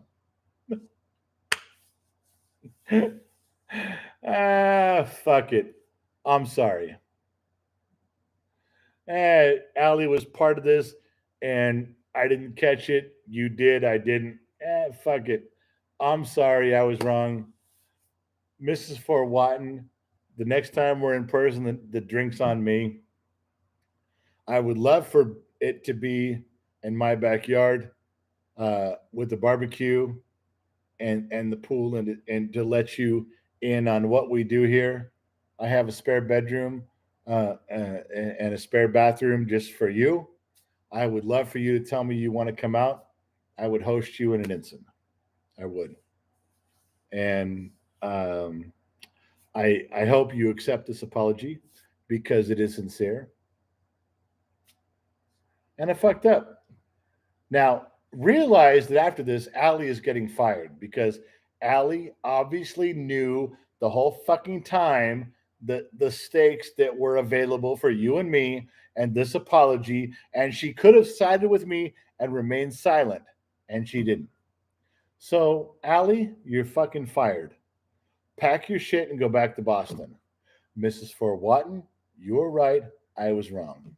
But that will never happen again because I'm never, ever, ever, ever, ever going to hire a secretary that doesn't know when to not answer the fucking phone. For those of you who know the entire fucking story, this is going to be brilliant. It'll never be a slice because there's so much context here that no one's going to know unless you were here for the whole thing. But fuck it. Oh my God, whatever. Tomash is in for another $15. He said, good job. Brandon Mitchell showed up tonight. Just got off work. Don't forget to like, share, and subscribe for the Whiskey Fund. Brandon, nobody likes and shares and subscribes. Brandon, I forget to tell everybody, I don't whore myself out that way. I always forget to promote the stuff I'm supposed to. I do. Oh my God. Army for a Free America. Love your advice and your kids, 50 plus year olds here, and still teaching to my 20-year-old some things about the life. Free America, you're never going to stop, my friend. I'm doing the same thing. It doesn't end until the day you die. As you pass away and you're on your deathbed, you'll still be giving the advice. And I'm going to do it too. Mrs. Fort Watton, you had to be there. No, Mrs. Fort Watton, no. You don't get off that easy with you had to be there. They all know. No. Mrs. Fort Watton, you owe me even a $2 that you accepted my apology. I went out of my way. Now, whatever you give, I'm going to give to the kid for his goat fund. Mrs. Fort Watton, you owe me something that says you accept my apology, even if it's $1. Something that publicly says you accept my apology. I worked hard on that. I spent weeks revising that and going over that to customize that just for you. Oh. Mrs. Null and Void. Whoa, there's a Mrs. Null and Void? We've had Null and Void on the program before. Never had Mrs. Null and Void. Mrs. Null and Void says, dog broke my foot. Good night, all. Wow. I'm sorry, but have null and void cater to your every whim. I would. Mrs. Null and Void, if you were my wife, I would, if you had a broken foot, I would cater to your every need. And so should your husband, Null and Void. Oh, you guys, we gotta fucking go. We're just staying drunk for hours. We could do this till fucking 4 in the morning. Oh, Bianca, for the goat, Betlo, you're not muted. Hey, Betlo knows he's not muted. Bianca, thank you. Thank you. Mrs. Fort Watton chimed in again. $10, Mrs. Fort Watton. Now listen, I totally accept, but it wasn't a conspiracy. I just saw Ali appear. Go, go. Now, you had to qualify that. You couldn't just say, I accept and leave it blank. No, you had to go into the, you know what? Allie's fired. I'm never going to be put in this position again. Allie's out of here. I'm going to ban her from the channel forever, and I don't care. Oh my gosh. All right. All right, listen, if there's any more donations for the goat, the not me, the goat, not the greatest of all, no, the kid. If there's any more donations for the kid and his fund, I'm going to surprise him tomorrow morning.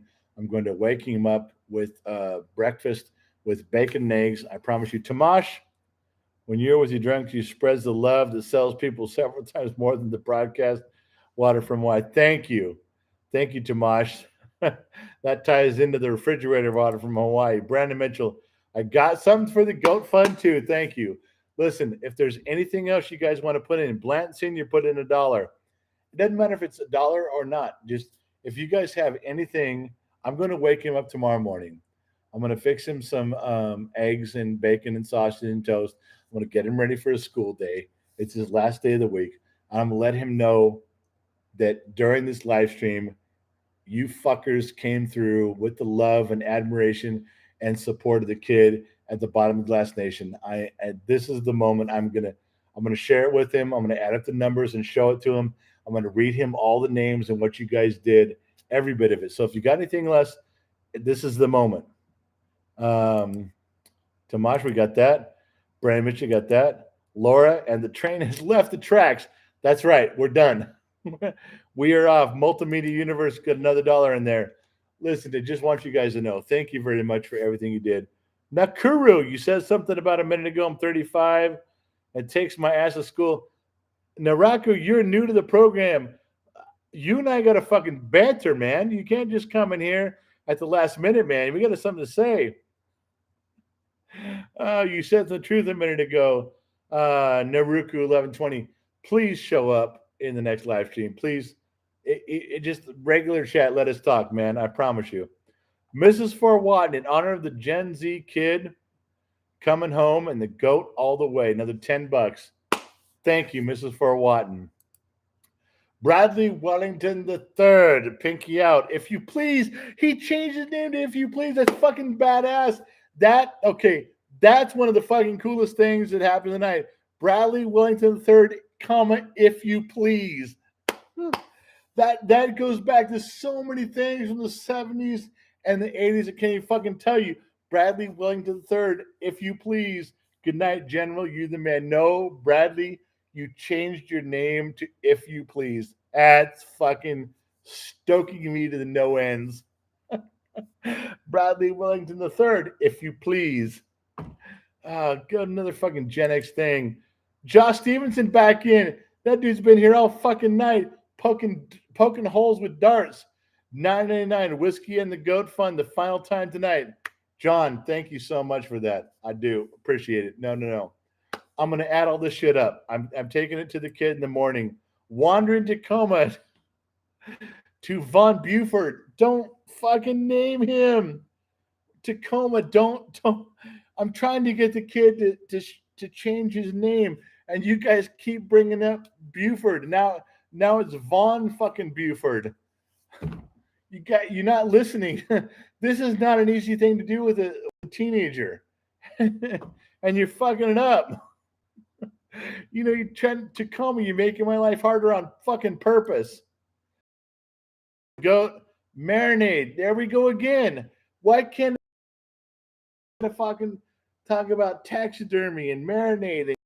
Just FFA the goat, the kid the goat. No. You fuckers. He's gonna read all these. I got to show him these. They come up on the list. What you guys say, and I'll show him. There's like 25 things, and it's all gonna have your names and the dollars, and it says what you say, and then I have to go explain it to him. Oh fuck. Happy Diver Monkey just put a fork in it and said, I'm done. Bill Rabbit's been here for a while. Allie's Christmas bonus. Oh, do you realize we're fucking in March? Bill Rabbit put Allie's Christmas bonus. No, Allie's fired. She's not part of the program. Cutting her off. She fucking make me look bad in front of Mrs. Watton, who I love and adore. I don't love and adore Allie. Allie's a secretary. Mrs. Watton is a person of substance and character and class and drinks Jack Daniels like me. Bill, you're fucking everything up here.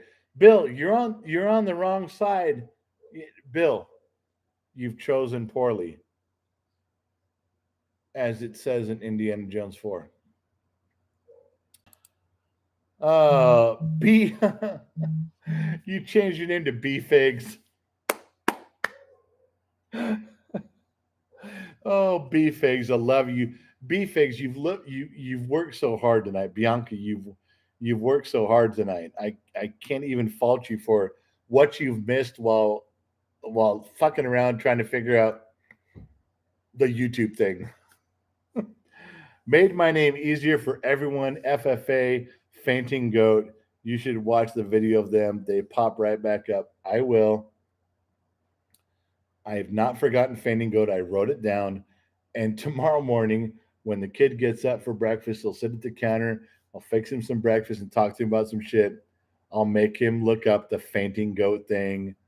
Bianca, I promise. Against my better judgment, I promise I will. Oh, good God. Wander Tacoma, even better. Stop. Tacoma, turn on, clock out, log off, click the fucking phone. Oh, Tacoma, Tacoma fucking takes a little ballpoint pen and just pokes me from the side when he can. And he knows it. He knows he's fucking doing it. Very little rain name recognition. He fucking does it from the side. Mrs. Watton, green label and lodge on the way. You look out. Mrs. Watton, green label, the real green label, not the tan label with the green band around it. That's rye, and a lot of people have that. Mrs. Watton, the green label is very hard to find, and it can be very expensive, and it's even more delicate to ship. Mrs. Watton, you've done more for the program tonight on this channel than all the rest of us, including myself, combined. First of all, I love it when you drink. You and I are going to get into so much trouble if we ever meet up and we ever start drinking. You and I will steal cop cars and drive it through the center of town. And you know that's right. Right now, you're raising a glass. So hold on. I quit a while ago. You haven't seen me drink in a while, but it's time. Mrs. Watton, you hear me pouring that? Microphone picking that up. Mrs. Watton, for everything you've done tonight, for everything you've done for the kid, for everything you sent in the mail that he's going to see in the morning, and the goat stuff that all of you have combined to do tonight. Mrs. Watton, and when I steak tour begins, if I can have one drink and one picture with you, I promise you it will be my honor. And I'm going to work very hard to make that happen. I've never met someone who can keep up with me drinking, but I really believe you drink as much as I do on the nights when you want to party and you want to fuck around. And for that, I give you this.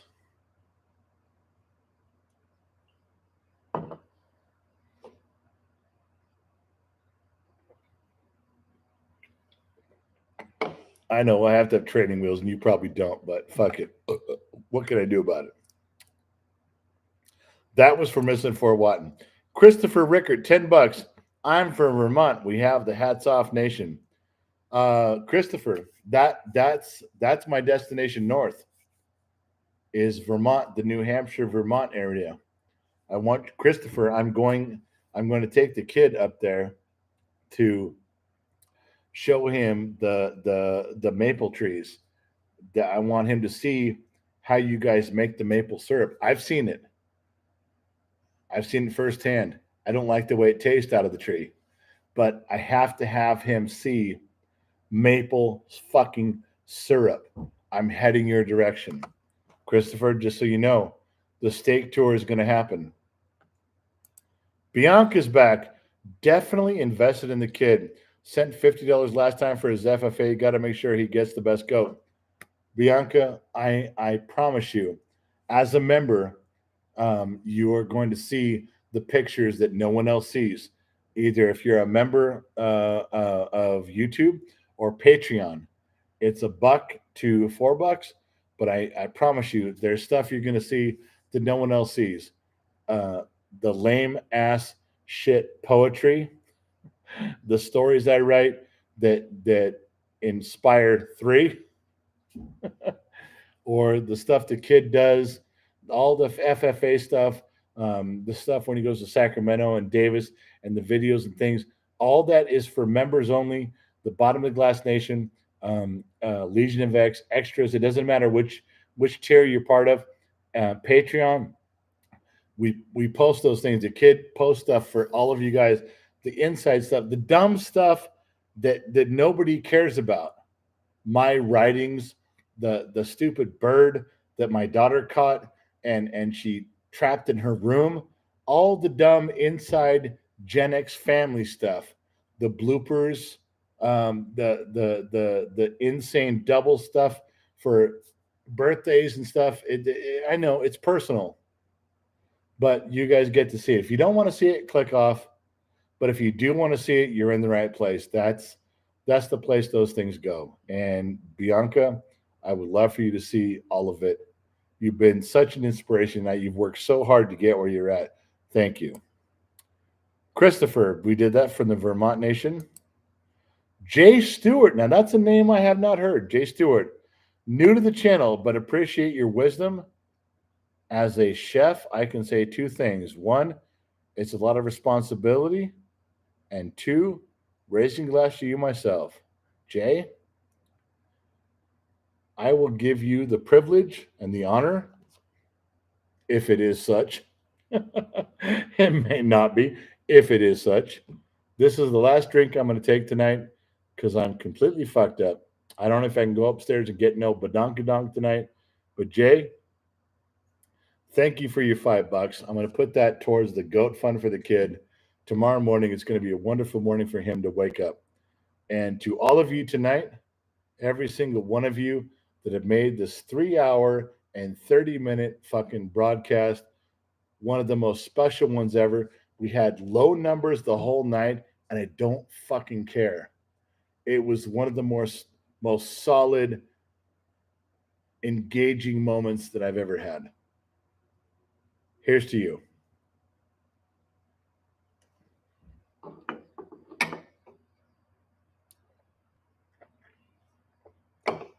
My numbers don't mean what they're supposed to. I know Gen Z kid will say, well, how many, you guys can see this, how many numbers did you finish with? I don't know. What'd you get to the top of? I don't know. I know sometimes they get up to 600 people floating through, and the numbers when we close, 10,000 people have stopped by. I don't care. I don't care if there was 3,000 people and we got 150 people. I don't care. What I care about is the quality of the people that showed up. That means more to me than anything. I know as a numbers guy and Gen X mom and the kid, they'll diagnose the thing. Oh, you didn't have that many. You didn't have.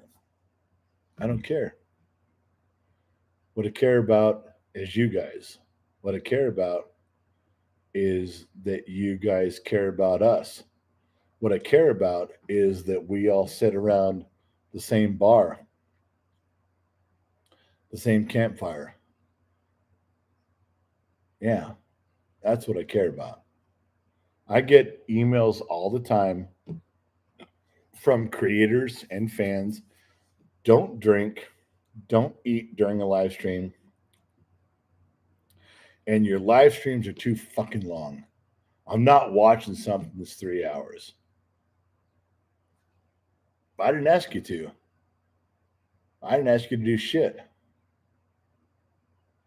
As far as I'm concerned, don't post it after we're done. As far as I'm concerned, this is our moment. This is for you and me and the group that was here. Don't post it. Fuck those guys. I don't care. But I don't get how all this works anyway. I don't get how what I'm supposed to do and not supposed to do. I'm supposed to increase viewers and minutes and stuff, minutes watched. I don't fucking know, and I don't fucking care. As long as I'm saying something you guys are interested in, and you guys are writing comments on shit that I'm interested in, then we're sitting around a fucking campfire. We're sitting around a bar until they close and kick us all out, having a good time. And the fact that you care about my son and his FFA and the things that he's really trying to do as a good kid and a good student, then I'm behind that because I've raised a lot of kids and some of them are complete fuck ups and I wouldn't give them $1, but not this kid, just the right kid. You guys recognize that he's not a bad kid. So I'm gonna tell you I gotta go. I'm going to tell you, got to log off. Well, one more. Hold on. Helena, a live stream isn't about watching, it's about engaging. The shorts and videos are for watching. This is about community. Holy fucking shit. Let me read that again before I clock out.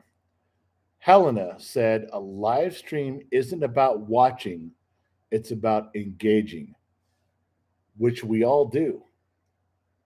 The shorts and videos are for watching. She's right. This is about community. I couldn't have said it better. I know this will sound corny, but I'm going to fucking say it. Hold on, one more. Bianca, I believe that the true supports love you. Y'all are awesome. You and the kid just stay true to your nature. Drink, eat, cuss. It's the world we live in, and people we need. Stop being pansies for the goat. She's right too. Not about the goat part. She's about being who we are. She's not fucking wrong on that. So we got Bianca and we got Helena. Last two comments of the night. Last two big block colors of the night. Listen, you know who we are right now? There's only 170 of us in here. And by all standards and metrics, they would say, "Oh, you have a weak live stream." I don't feel that way. I think we've whittled away the people that don't need to be here. Do you know what whittling is? And now we're down to the core. Listen to me for one last thing. This last 160 of us that are here, we are the neighborhood of 1940. You remember that conversation from the beginning? We are the neighborhood where everybody knows everybody in the neighborhood. We are the neighborhood of 3-foot chain link fences that divide houses because that's the way it was. There was no 6-foot block walls or wooden wall. No, no, no, no, no. Back then, they built neighborhoods by the thousands with 3-foot chain link fences because it was okay to know your neighbor and his neighbor and his neighbor. You knew 20 people up and down the street. Yeah, that's the last 160 of us. That's that's the last of us that feel that way, that we're all connected. That when I send money to one of you for gas money to get where you're going and never say a word, we're not in this for the glory. We're in this because we're all fucking humans on the same page. We're in this because there's a bottom of glass nation that we all feel the same way. Yeah. We're in this because there's not many of us left. And just like the survivors at Pearl Harbor, one day there will be one guy left that shows up on December 7th.